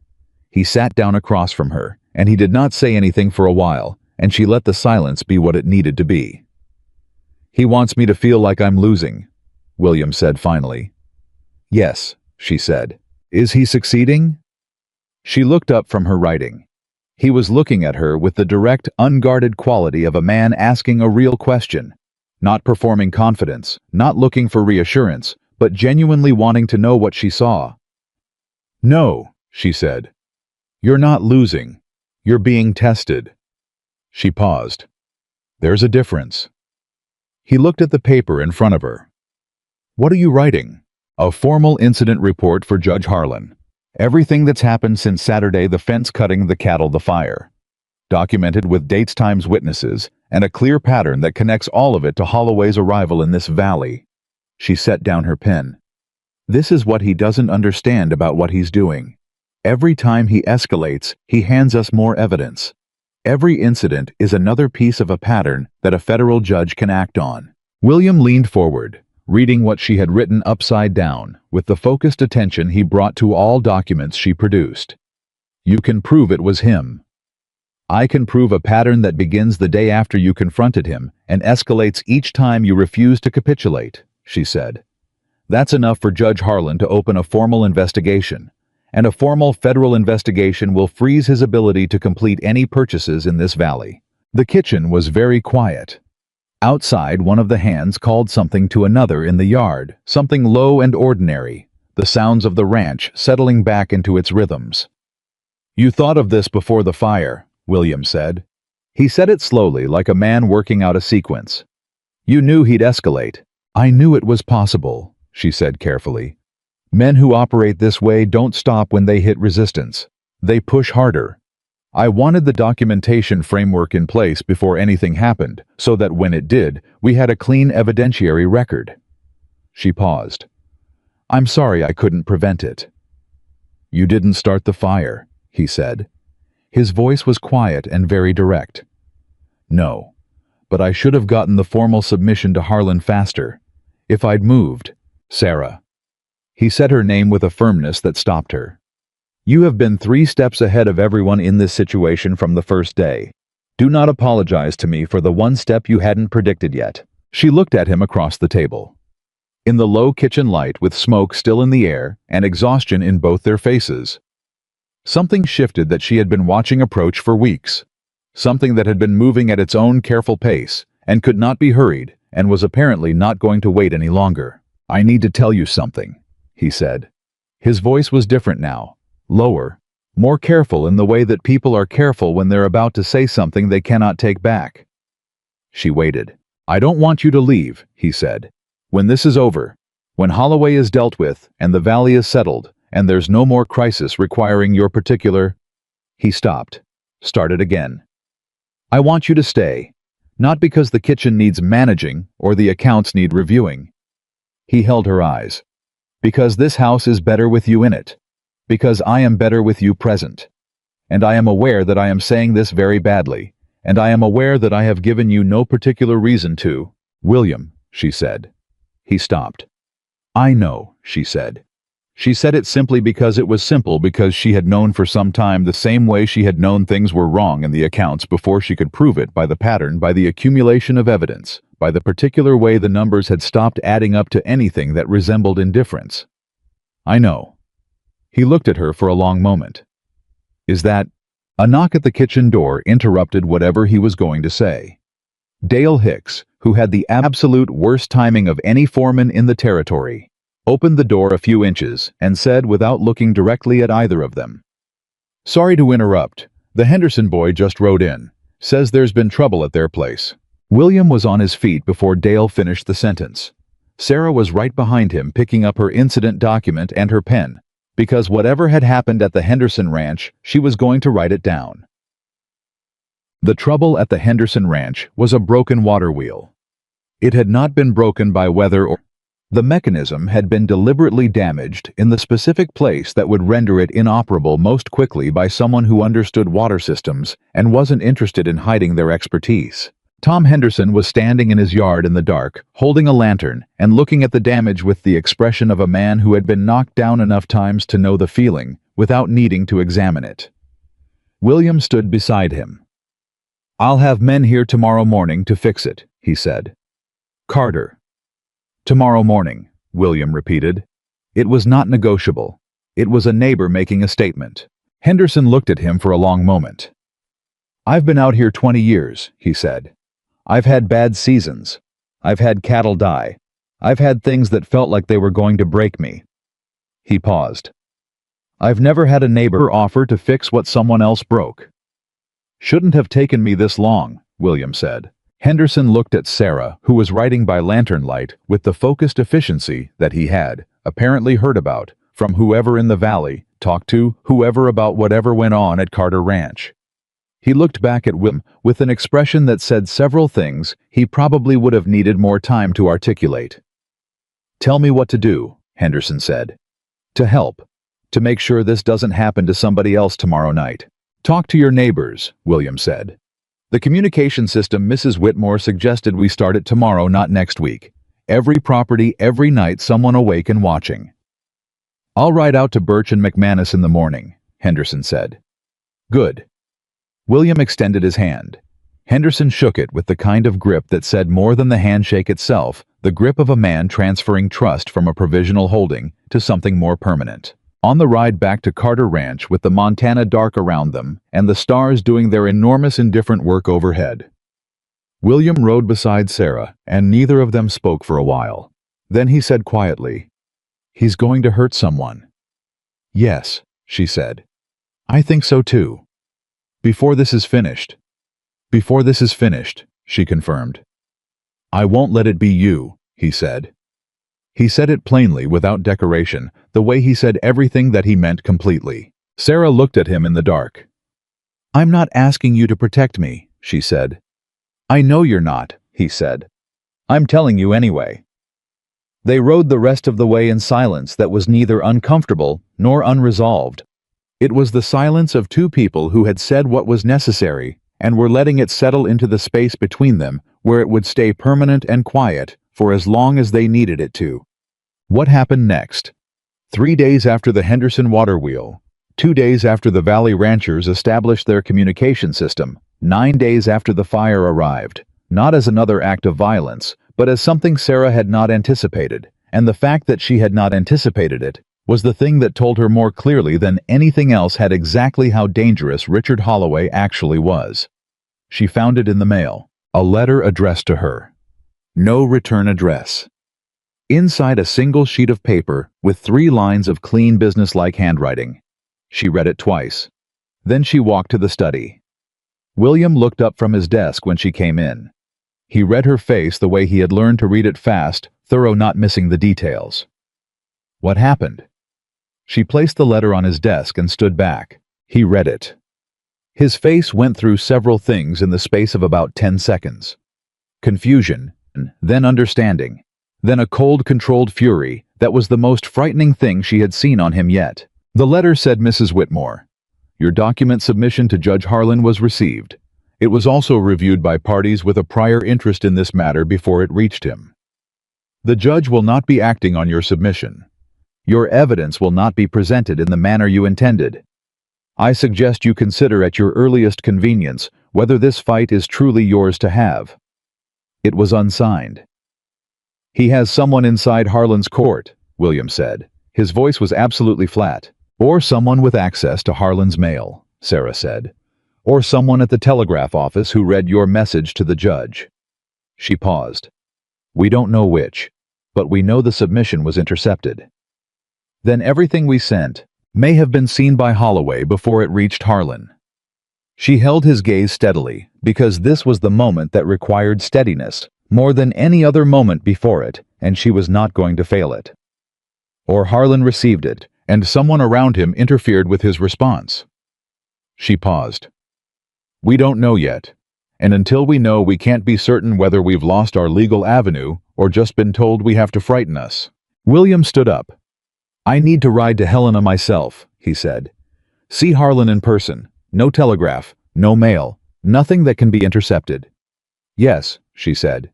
Today, he said. I'll leave within the hour. Take Dale, she said. Not a hand Dale. Someone you trust completely. She paused. And take everything. The original documents. The Aldrich letter. All of it. Don't leave anything here that Holloway might try to... She stopped. They looked at each other. He knows what we have, William said. Yes, she said. Which means he knows what's in this house that he needs to get rid of before you reach Harlan. She looked toward the door. Go now. Take everything and go now. He was already moving.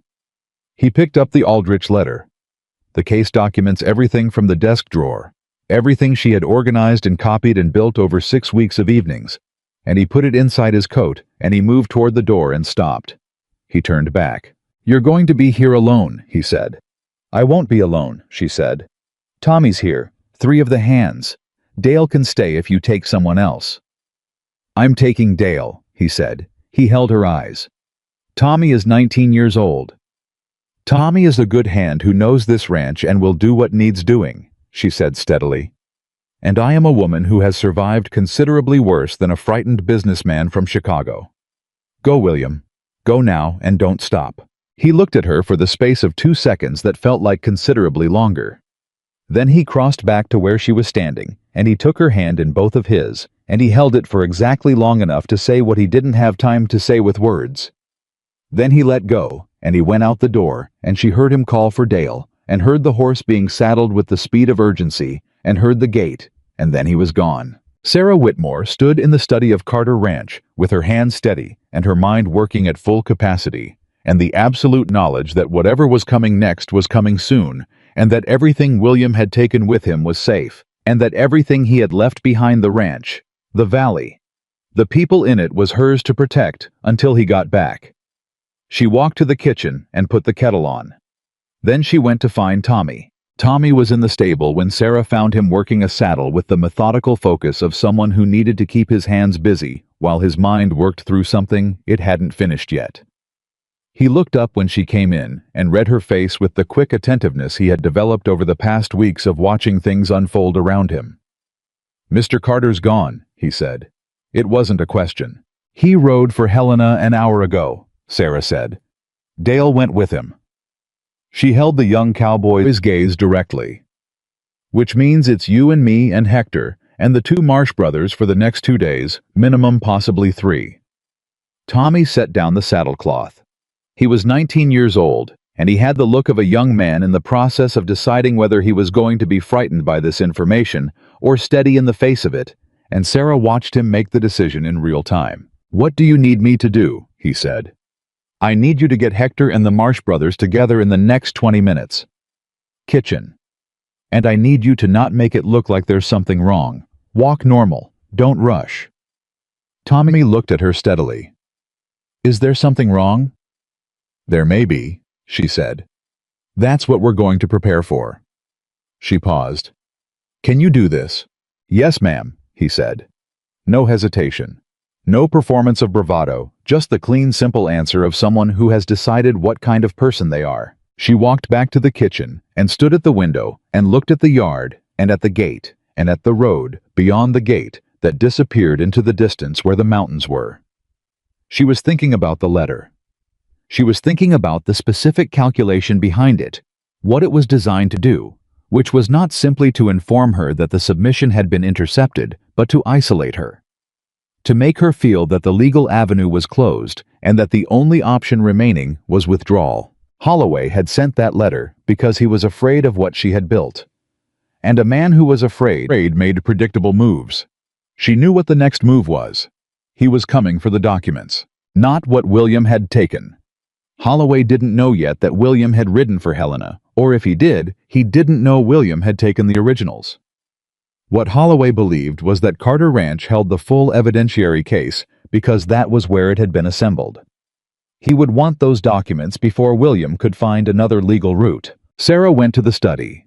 She pulled out the desk drawer and laid everything remaining on the desk's surface: the copied vendor invoices, the supplementary account records, her personal case notes, the copies of Patterson's development filings. Not the originals. Those were safe inside William's coat somewhere on the Helena Road. But these copies were enough that Holloway would recognize them as the working documents of someone who understood exactly what he had done. She organized them carefully. Then she made a second copy of the most important 3 pages and put that copy in the back of the kitchen flour tin, because she was someone who understood that having one of something was the same as being one accident away from having nothing. She was sealing the flour tin when Tommy appeared in the kitchen doorway with Hector, a steady Mexican hand in his mid-30s, who had been with the ranch for 6 years, and the 2 Marsh brothers, Ed and Cal, who were 40-something and 44-something, and had the combined stoic energy of 2 men who had seen enough of life to be unimpressed by most of it. Sarah looked at the 4 of them. "Close the door," she said. Ed Marsh closed it. "Here's what I think is going to happen," she said. She told them clearly without softening it. The letter. The missing documents. Her belief that Holloway would make a move on the ranch while William was gone. "I don't know when. I don't know whether it'll be 1 person or more, but I want this ranch covered from tonight until Mr. Carter gets back. 2 people awake at all times. You cycle through in shifts. You see anything that doesn't belong, any rider, any wagon, anyone on foot that isn't a ranch hand. You recognize you come to me before you do anything else." The 4 men looked at her. Ed Marsh, who was the elder Marsh and the one whose skepticism registered most visibly, said, "You want us to stand watch over a house because of a letter. I want you to stand watch over this ranch because someone has already cut our fences, stolen our cattle, and burned part of our south barn," Sarah said. "And the man responsible has just learned that the legal action against him may not proceed as planned. That makes him more dangerous, not less." She met Ed's gaze without flinching. "If I'm wrong, you lose some sleep. If I'm right and we're not prepared, this ranch loses something it can't get back." A silence. Hector spoke first. "What time do you want the first watch to start?" "It already started," she said. The first night passed without incident, and the second day stretched long and quiet in the way that days stretch when you are waiting for something, and the waiting is its own particular kind of work. Sarah managed the kitchen and the household and went about everything with the surface appearance of ordinary routine, because ordinary routine was the best disguise available, and underneath it, she was moving and thinking and preparing with a precision that she did not let show in her face or her hands. She sent a message to Tom Henderson through the communication system. She had helped build a writer, not a telegraph, because she trusted writers more than she trusted wires right now. The message was simple: be watchful. Tell the others. Henderson sent back, "We're watching. Come if you need us." She folded that reply and put it in her pocket and felt something she had not expected to feel, the particular warmth of not being alone in a fight you hadn't chosen. She was in the kitchen at 8:30 on the second evening when the hoofbeats came. Not one horse. Multiple. She was at the window before the sound fully resolved 4 horses coming in off the north road at a pace that was faster than casual, but not a full run. Controlled. Deliberate. The pace of people arriving with purpose. She went to the back door and opened it 2 inches. "Tommy," she said at a volume that would not carry past the yard. He materialized from the shadow of the stable, like he had been standing there specifically for this purpose. "I see them," he said. "Get Hector. Tell Cal to go around the south side of the house, not through the yard." She paused. "And Tommy, nobody does anything unless I say so. Understood?" "Understood." He was gone. Sarah went back to the kitchen and picked up the lamp from the table and carried it to the study. She set it on the desk, where it would illuminate the room clearly through the front window. Then she stood behind the desk, and she waited. The knock on the front door came 3 minutes later. Not the knock of someone who expected to be answered. The knock of someone making a formality of an entrance they had already decided to make. She went to the door and opened it. Richard Holloway was standing on the porch with two men behind him. He was dressed for business travel, not for a night ride in rural Montana, which told her this had been planned today rather than improvised. Behind him, his two companions had the flat professional look of men hired for capability rather than personality. "Mrs. Whitmore," Holloway said. He smiled. It was the smile of a man who had calculated that pleasantness was more efficient than hostility. "I was hoping to speak with Mr. Carter." "He isn't here," she said. She kept her voice level. She kept her hands visible and still. "Ah." He managed to make this syllable carry a weight of implication, as though her answer had confirmed something he had suspected. "That's unfortunate. I have some business documents I'd like to discuss with him. Property-related matters." The smile again. "Perhaps you could let me in, and we could wait. I'm sure he won't be long." "Mr. Carter is in Helena," Sarah said. "He won't be back for several days." Holloway's expression shifted almost imperceptibly. Almost. She caught at the microsecond recalculation, the slight tightening around his eyes. He had not known William was in Helena. The information rearranged something in his thinking, and the adjustment showed for just long enough. "In that case," he said, "perhaps you could direct me to the documents you've been compiling, the land records, the financial materials." The pleasantness in his voice was thinning. She could hear the metal underneath it now. "I have reason to believe some of those materials were obtained inappropriately, and I'd like to review them." "No documents were obtained inappropriately," she said. "They were provided by the county land office to a landholder with legal standing to request them. Mr. Patterson will confirm that." "Patterson," Holloway said, and the pleasantness was mostly gone now, "is a county employee who exceeded his authority." He stepped slightly forward. Not a full step, a fraction of one, the measured pressure of a man accustomed to advancing by increments. "I'm going to need to see those materials, Mrs. Whitmore." "You're not going to see them," she said. Behind her she felt more than heard the kitchen door open. Ed Marsh's boots on the floorboards. Hector's quieter step. She did not turn around. Holloway looked past her into the hallway. He registered what he was looking at: two large men who had appeared without being summoned, which meant there were others, and the incrementally advancing step stopped. "You're a housekeeper," he said. He said it the way people say things when they are trying to diminish what is in front of them, because what is in front of them is not what they expected and is not smaller than them.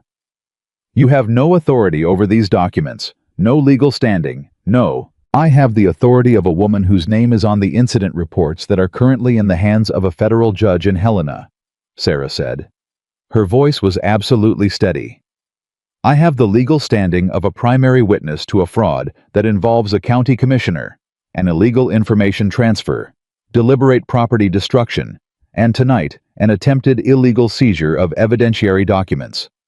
She looked at him without blinking. "And I have 4 witnesses in this house right now who are watching you try to take documents from a private residence without a court order. Add that to the fire. Add that to the cattle. Add that to the fence lines."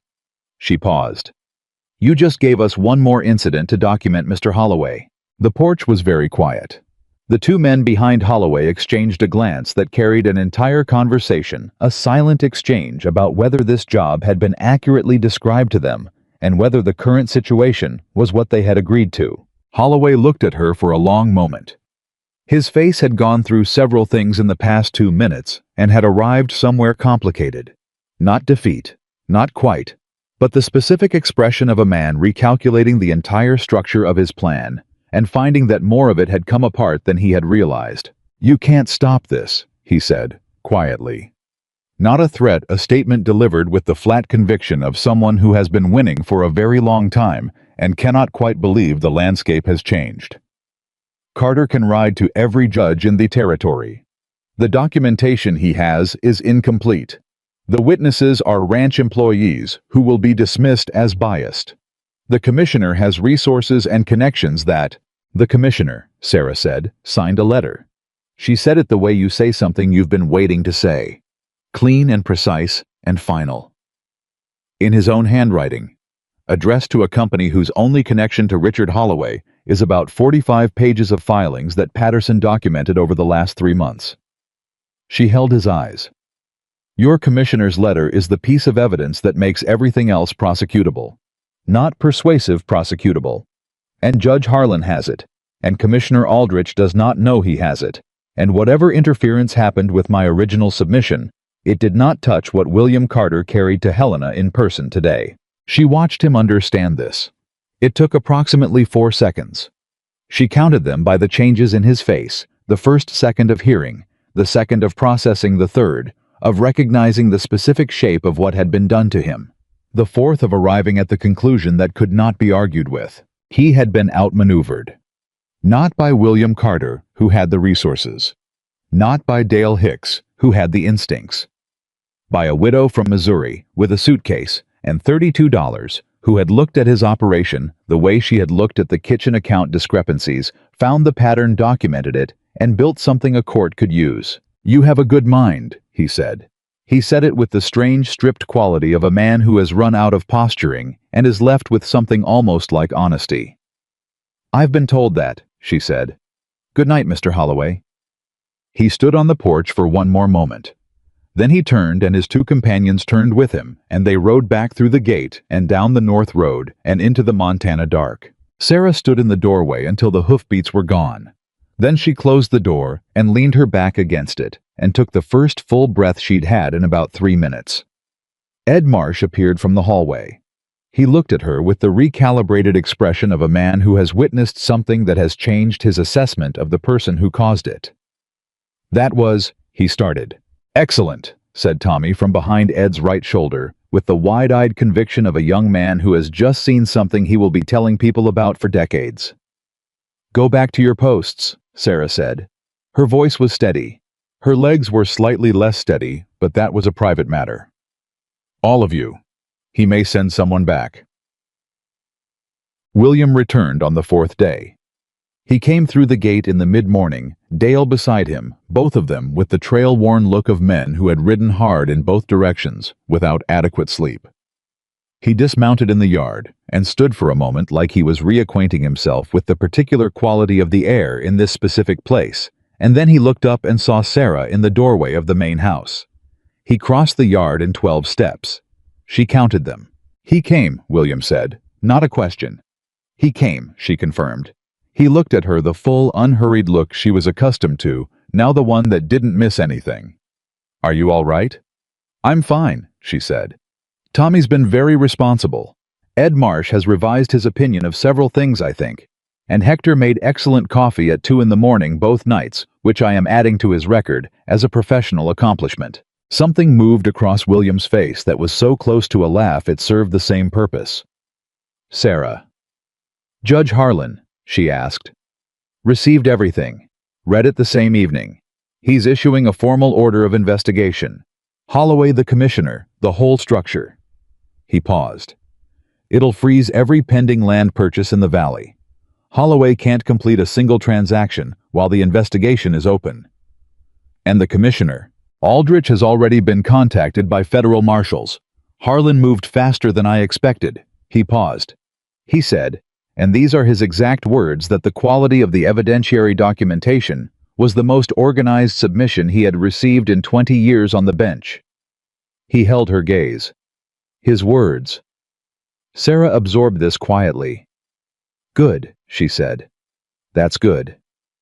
"He wants to know who assembled it," William said. "He asked me specifically." "What did you tell him?"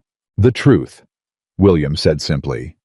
"That it was assembled by the most capable person I've had the privilege of working with." The yard was full of ordinary ranch morning sounds. Horses, distant hammering. Tommy's voice saying something to Hector, and underneath all of it, the specific, irreplaceable quiet of a crisis that had passed its worst point and left the world still standing.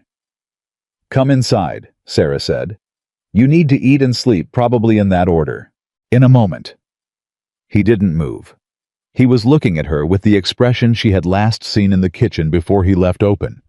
Careful, the look of a man who has been carrying something and is deciding whether to set it down. "I thought about you the entire ride," he said.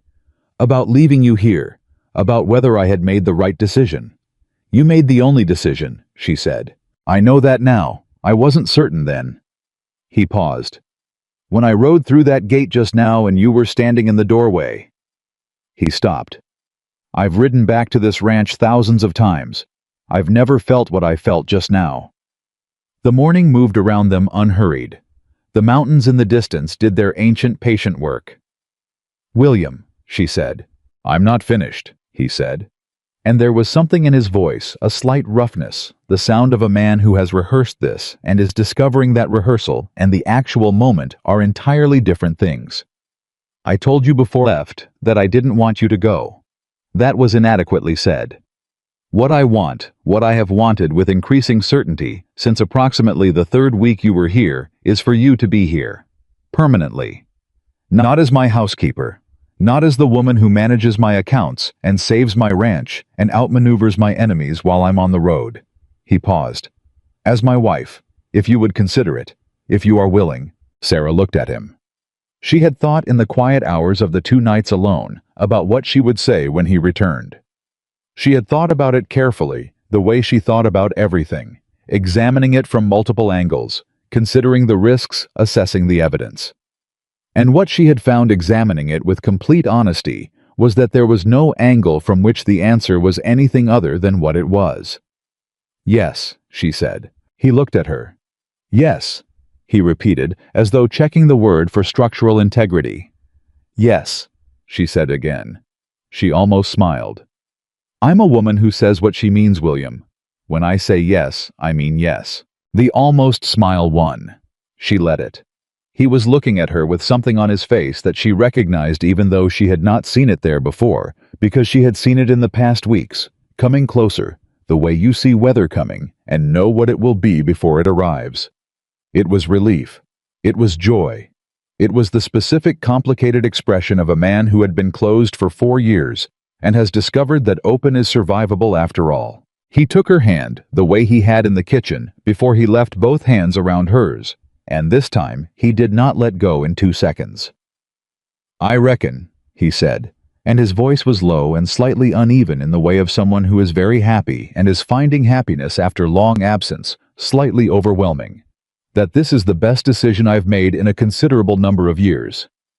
"It's not bad," she agreed, "for a man who needed a cook." The laugh that came out of him was real and unguarded, and she thought she had never heard a sound quite so much like a door opening.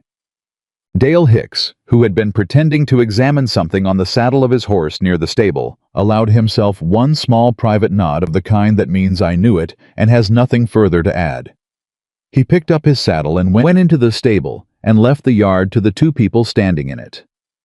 Tommy, who had appeared in the stable doorway approximately 45 seconds before and been silently gestured back inside by Dale's pointed look, said very quietly, "What happened?"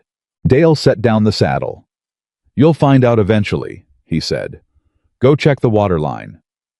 Tommy went to check the water line, but he was grinning by the time he got there, because some things did not require full information to be understood.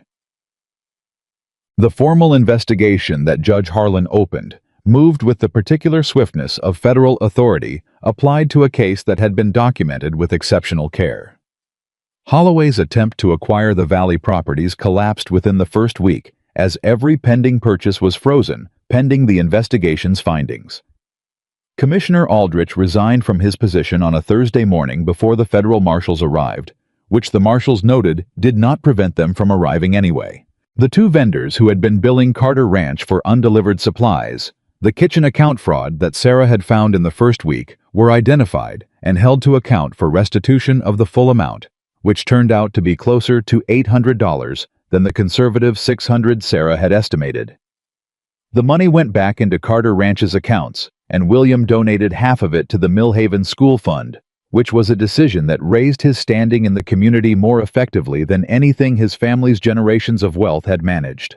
Patterson at the county land office received a formal commendation from the federal court for his cooperation and the quality of his records, which he received with the modest satisfaction of a man who had been doing good work for 30 years and was pleased but not surprised that the work had eventually mattered. The Henderson Ranch came through the season. The loan was documented properly as William had promised, and Tom Henderson paid the first installment back in November, with a handshake and a jar of his wife's preserved peaches, which Sarah considered the superior form of payment. The Cook family bought their new equipment. The Birch Ranch repaired their east fence and stopped having the particular anxiety of a family who felt exposed. The valley, which had been a collection of isolated properties, each managing its own problems in private, became something more like what it was supposed to be: a community of people with a shared stake in each other's survival. Martha Keene, when she heard the full accounting of what had happened, sat down in her boarding house kitchen and was quiet for a moment, and then said, "That widow." She said it with the specific approval of a woman who recognized the species. "That widow," agreed the postmaster's wife, who was having coffee at Martha's table as she frequently was. "I want to meet her properly," Martha said, "not just in passing." She did the following Sunday, and they became friends with the immediate, unsentimental ease of two women who had both been underestimated by men with more confidence than sense, and who recognized in each other someone who had survived that underestimation and come out the other side clearer. The evening before William and Sarah's wedding, arranged for the last Saturday of October in the Millhaven Church with approximately the entire county in attendance, because news traveled in small territories, and this particular news had the quality of something people wanted to witness.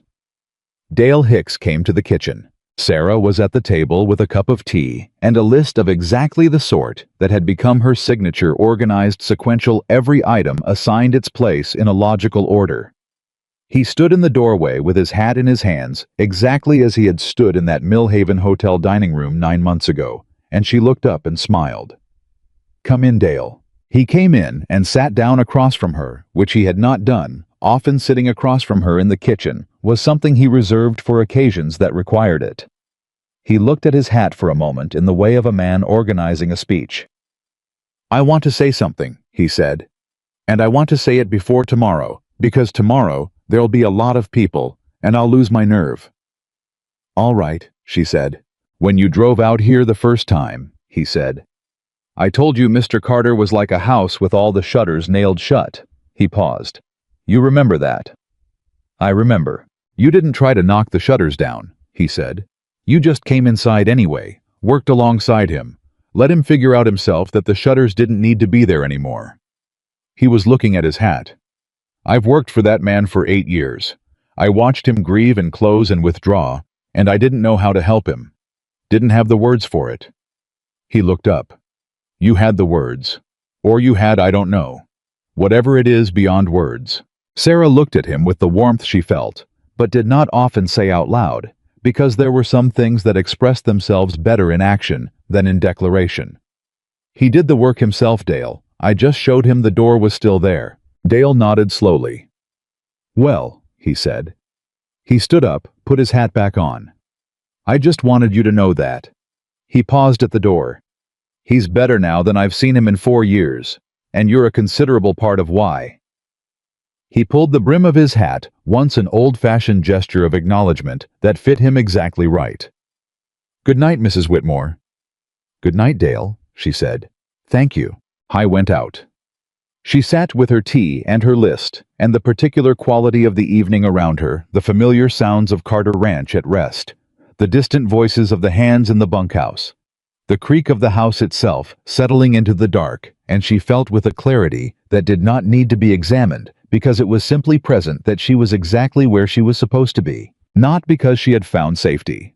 Not because the problems were over, because they were never entirely over. There would always be fences that needed mending, and accounts that needed reviewing, and valleys that needed protecting, and people who needed someone to look at their problems and refuse to look away.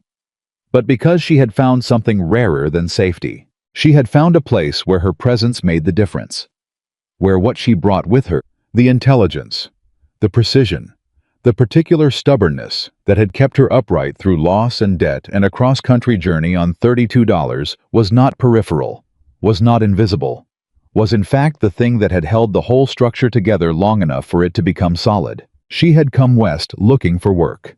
She had found it. She had also found, without looking and without expecting to, and at a point in her life when she had stopped believing such things were available to her, something that James's death and the hard year after it had made her doubt that she was capable of being known. Fully, uncomfortably, thoroughly known. By someone who had seen her in every condition, organized and uncertain and frightened and furious and competent and grieving and steady and human, and had not turned away from any of it. That was the thing that could not be bought and could not be manufactured and could not be substituted with work or purpose or the satisfaction of problem solved. That was the thing she thought sitting in the kitchen of Carter Ranch on the eve of the last day she would spend as Sarah Whitmore that made the rest of it possible. She finished her tea. She organized her list for tomorrow. She blew out the lamp and went to her cabin and slept the deep, uncomplicated sleep of someone who has fought hard for something worth fighting for and won. The wedding morning arrived, the way all significant mornings arrive, not with fanfare, but with the ordinary sounds of a world that does not pause for human milestones. The hands were up before 6. The horses needed feeding. The water line on the north pasture had developed a slow drip that Cal Marsh had been meaning to address for 3 days and decided on this particular morning to finally fix. Carter Ranch moved through its rhythms the way it always moved, and somewhere inside that ordinary motion, Sarah Whitmore got dressed in the best clothes she owned and stood in front of the small mirror in the cook's cabin and looked at herself for a long moment. She was 32 years old.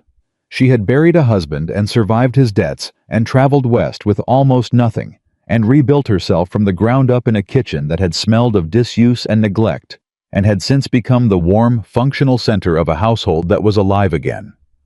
She had found fraud in ledgers and corruption in county offices and the particular courage required to stand on a porch in the dark and tell a dangerous man that he had already lost. She had also, somewhere in the middle of all of that, fallen in love with a man who communicated through the careful management of silences and the precise weight of how he said her name, and the way he had begun 8 or 9 weeks in to leave the study door open before she arrived in the evenings, which was the William Carter equivalent of a declaration. She was not the woman who had stepped off the stage in Millhaven 9 months ago. That woman had been intact, but hollowed functioning capable, moving forward because stopping was not an option, but not yet certain that forward led anywhere worth arriving. This woman knew where she was going. She picked up her coat and went out to meet the day. Tommy was waiting by the wagon with his best hat on, and his boots polished to a standard she had not previously seen from him, and he was holding the reins with the slightly heightened posture of someone who has been assigned a responsibility and intends to discharge it with appropriate gravity. "You look fine, Mrs. Whitmore," he said. "Thank you, Tommy," she said. "So do you." He helped her up onto the wagon seat with the careful formality of a young man who has decided this moment deserves his best behavior, and they drove to Millhaven in the October morning with the mountains huge and calm above them, and the air carrying that first true edge of coming winter that made everything feel sharp and present and real. The Millhaven church held approximately 80 people comfortably and was holding somewhere north of 120 when Sarah walked through the door. She had not expected this. Or rather, she had understood intellectually that the events of the past months had made William Carter and his household something the valley paid attention to. But she had not translated that understanding into the specific physical reality of 120 people turning to look at her all at once. Martha Keene was in the third row with the postmaster's wife. She caught Sarah's eye and gave a single definitive nod that communicated approximately 16 different things, all of them positive. Patterson from the county land office was there, which surprised her and moved her in equal measure. He was sitting near the back with his wife, a small woman who had apparently heard the full accounting of the case and had formed strong opinions about it, because she was looking at Sarah with the expression of someone watching a story they already knew the ending of and approving of it thoroughly. Tom Henderson was there with his wife and 3 children, the eldest of whom, a girl of about 9, was watching the proceedings with the particular intensity of someone filing everything away for future reference. Sarah recognized the look. She had worn it herself at 9, sitting in her father's office, listening to men argue about things that seemed too large for a child to understand, and which she had understood perfectly. Dale Hicks was standing near the front with his hat in his hands and an expression of composed dignity that cost him visibly, because Dale Hicks's natural expression was the functional blankness of a practical man, and composed dignity required a different set of muscles. And at the front of the church beside Reverend Mills was William Carter. He was wearing his good suit, dark, well-cut, the suit of a man who had resources and knew how to carry them without being consumed by them. His hair was combed. His hands were still. And he was looking at her with the expression she had first seen in the kitchen 2 nights before he left for Helena. Open certain the look of a man who has finished being afraid of what he wants. She walked toward him. The distance between the door and the front of the church was perhaps 30 feet, and she covered it with the steady, deliberate pace of someone who had walked harder distances than this and had no intention of faltering now. When she reached him, he took her hand. Both of his around hers, the same gesture from the kitchen from the doorway, before Helena, which had become their particular language for things too important for words. "You came," he said very quietly, just for her. "I said yes," she replied, equally quiet. "I told you, when I say yes, I mean yes." Reverend Mills began to speak. The church was very still. The reception was held at Carter Ranch because Sarah had organized it, and Sarah did not do things halfway. The tables were in the yard, and the barn both, and Calhoun had outdone himself in the way that Calhoun occasionally did when a situation called for it quietly, without announcement, simply producing food, of a quality that announced itself without assistance. Tommy ate 3 pieces of wedding cake, and attempted to appear as though he had eaten one. Ed Marsh talked to Patterson for 45 minutes about county land records, which was not the obvious conversational pairing of the afternoon, but which both men appeared to find deeply satisfying. Martha Keene found Sarah near the barn door at some point in the middle of the afternoon and stood beside her and looked at the yard full of people and said, "9 months ago, this ranch was a locked house with the shutters nailed shut, and a man inside it who had forgotten why any of it mattered." "I've heard that description before," Sarah said. "It was accurate," Martha said. "Look at it now." Sarah looked. The yard was full ranching families who had been isolated on their separate properties, now eating and talking with the ease of people who had weathered something together and come through the other side, knowing each other better for it. The Henderson girl was teaching something to 2 of the Birch children with the authoritative confidence of a natural teacher. Tom Henderson and Frank Cook were in conversation with a focus that suggested they were actually solving a practical problem rather than making social noise, because ranchers in good company tend toward the productive. Dale and William were standing together near the gate, not talking much in the way of 2 men who have worked alongside each other long enough that proximity is its own form of communication. "It's a community," Sarah said. "It is now," Martha agreed. "It wasn't before you came." She looked at Sarah with the direct, unsentimental appreciation that was her particular form of warmth. "You did that." "The people did it themselves," Sarah said. "I just pointed out what they had in common." Martha made a sound that was not quite agreement and not quite disagreement. "Pointing out what people have in common at the right moment in the right way is the hardest work there is," she said. "Don't undersell it." Sarah considered this. "All right," she said. "I won't." The last guest left at 7:30. The hands cleared the tables with the efficient cooperation of people who had been a genuine household long enough that the labor was distributed without instruction. Tommy stacked chairs. Hector gathered lanterns. The Marsh brothers moved tables back to the barn with the synchronized ease of a long-standing partnership.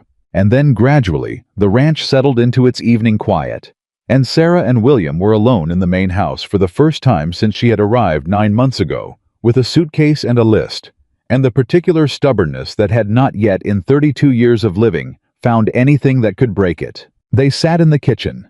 This felt right to both of them, without either of them saying so, the kitchen which was where everything had actually happened. Not in the study, though the study had been important. In the kitchen where she had found the accounts on the 5th day, where she had knocked on his door at 10 at night, with the numbers that changed everything, where they had sat across from each other in lamplight and said things that mattered. William made coffee because she had made it every morning for 9 months, and this evening was different. He made it badly too weak, slightly too hot, and put it in front of her with the expression of someone who is aware they have produced an inferior result but is committed to the gesture. She drank it without comment.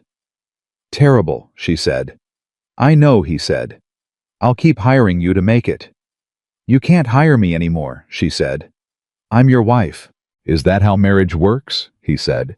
His voice had the dry quality she had come to love, the humor that lived underneath the seriousness and came out in small, precise moments like this. "It's how this marriage works," she said. He looked at her across the kitchen table. Their kitchen table, which was a concept she was still in the early stages of inhabiting, and his expression shifted from the lightness back to the serious. The way the light shifted in Montana when a cloud moved through, changing everything for a moment and then changing back.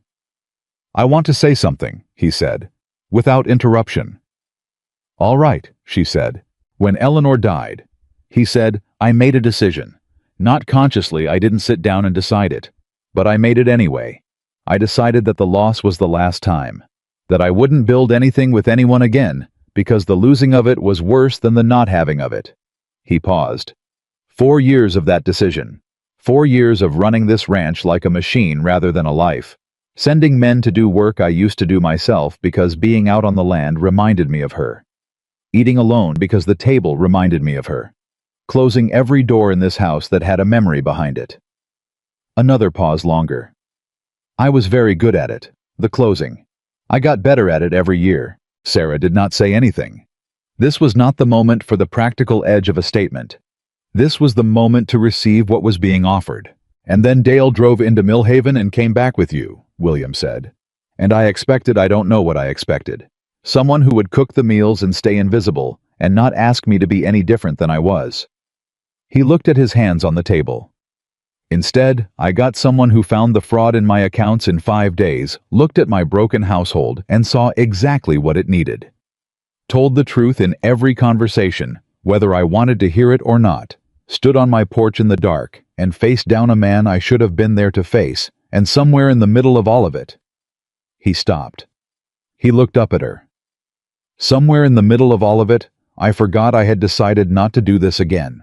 Sarah held his gaze steadily. "You didn't save my ranch," he said.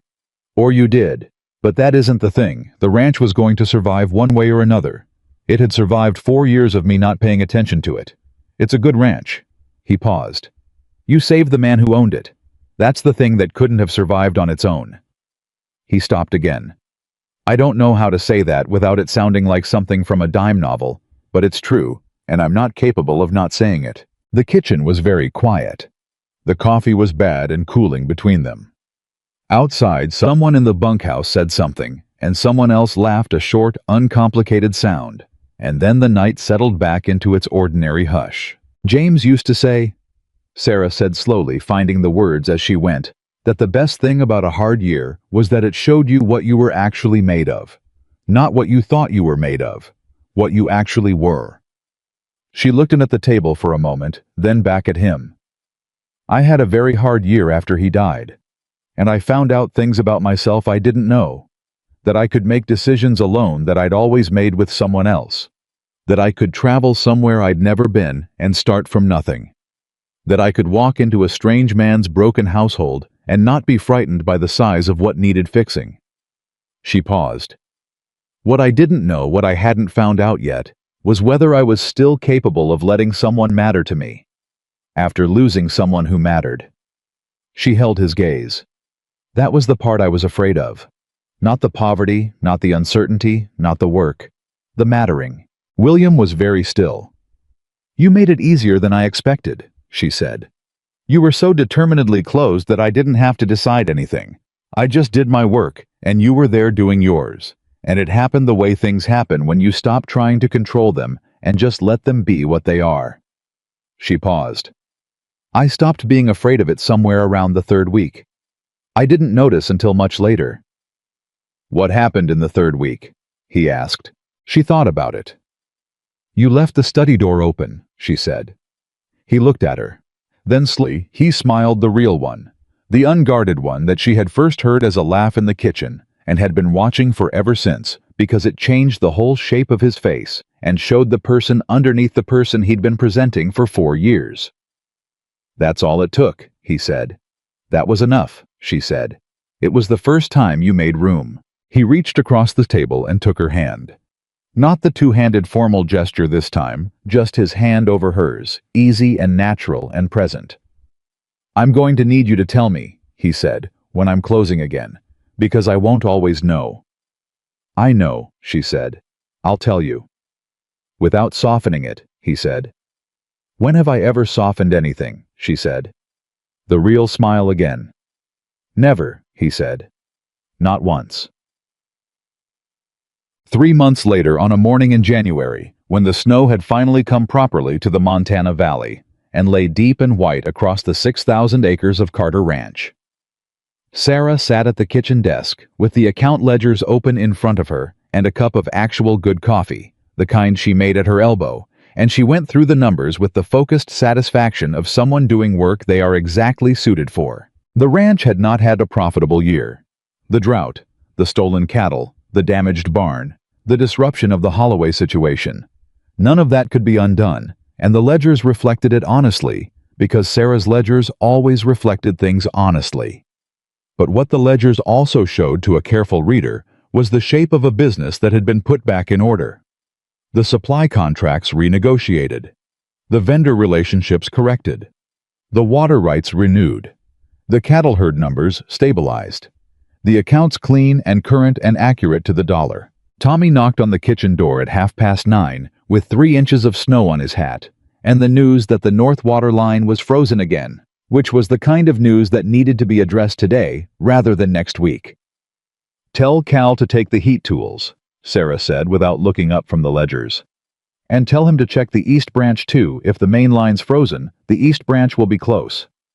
Yes, ma'am, Tommy said. He started to leave. Tommy. He stopped. Ma'am, you've been here almost a year, she said. She looked up from the ledger. You've handled everything I've asked you to handle. You've handled things I didn't ask you to handle because you saw they needed doing. She paused. When Mr. Carter gets back from Millhaven today, I'm going to recommend to him that you take on the South Pasture management permanently, with a corresponding increase in wages. Tommy stared at her. He was not a young man who was easily shocked, and the past year had reduced his capacity for surprise considerably, but this had apparently found the remaining reserves. He started. It's a recommendation, she said. He'll agree to it, but I wanted to tell you first. She looked back at the ledger. Go fix the water line. He went. She could hear from the kitchen window the sound of him telling Hector something in a voice that had lost its studied composure, and Hector's response, which was warm and required no translation.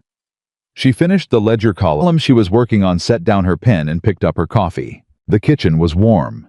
The ranch was functioning. The valley outside the Henderson land, the Cook property, the birch spread, and the dozen others was intact, still held by the families who had worked it for 20 years, who would hold it now for 20 more, because the threat against them had been documented and dismantled by a federal judge acting on evidence assembled at this table. William's footsteps came through the front of the house at 10:30. She recognized them without thinking about it, the way you recognize without trying the sounds that belong to your ordinary life. He came into the kitchen still cold from the ride, unwinding the scarf from his neck, and he set a package on the table beside her ledgers. From Patterson, he said. He sent it with the mail, said to give it to you personally. She looked at the package. It was small, wrapped in brown paper. She opened it. Inside was a single page, a copy neatly prepared in Patterson's precise hand of the county land records for Carter Ranch, updated to reflect the current ownership status. At the bottom, Patterson had added a handwritten line that was not standard county document procedure, but which Patterson had apparently decided was appropriate for this particular record. The line read, all accounts in order, thoroughly documented. Patterson County Land Office, Millhaven, Montana. Sarah looked at it for a moment. Then she set it down on the desk beside the ledger and picked up her coffee again. Good man, Patterson, William said. He was looking at the document over her shoulder. I'll write him a note. Yes, she said. Do that. He put his hand on her shoulder lightly, briefly, the easy gesture of someone who has been given the right to make it and has stopped treating it as remarkable. He went to pour himself coffee and stopped, looked at the pot and looked at her. Yours, he asked. Mine, she confirmed. Thank God, he said with the feeling of a man for whom this was not a small matter. She did not point out the irony of a man who had once had a full kitchen staff being genuinely grateful for a single pot of coffee. Some ironies were better lived in than narrated. The winter settled over the Montana Valley like a hand pressed flat, heavy, absolute, the kind of cold that reorganized your sense of what was important and stripped everything down to the essentials. On a ranch, the essentials were warmth, food, working water, and the company of people who knew how to function when the world required functioning. Carter Ranch had all four. Sarah had rebuilt the kitchen. She had rebuilt the accounts. She had helped build an alliance that had held against a man with money and connections and no scruples. She had documented a corruption that reached into county offices and eastern business dealings, and had watched it collapse under the weight of its own paper trail, because she understood that the most dangerous weapon against dishonesty was accurate record-keeping. But the thing she had not expected to rebuild, the thing she had not come here to rebuild, had not put on any list, had not known, was even in need of rebuilding, until it was already most of the way repaired, was the man himself. Not the ranch, though the ranch was better. Not the valley, though the valley was better. The man specifically and irreversibly who had spent 4 years behind shuttered windows, and who was now on a January morning standing in his own kitchen, drinking coffee, and complaining gently about the quality of his prior attempts at the same task, and who was alive again in the full sense of the word. She had not saved him by trying to save him. She had saved him by doing her work with complete honesty and trusting that the work was enough. By refusing to be invisible. By finding what was wrong and saying so. By building what was missing and handing it back without calling it a gift. This was what she brought. This had always been what she brought. She understood it now in the full, clear way that you understand things once you have seen them demonstrated at their highest use. In the kitchen of Carter Ranch on a January morning in 1888, Sarah Carter no longer. Whitmore was still in her, would always be in her, because you do not leave behind the name of a man you loved. Truly picked up her pen and returned to the ledgers, and the numbers were honest, and the accounts were clean, and outside the window, the snow fell on 6,000 acres that were whole. She had arrived at Carter Ranch with a suitcase and $32, and the particular stubbornness that could not be broken. She had brought back to life a man, a household, a valley, and something in herself that grief had convinced her was gone.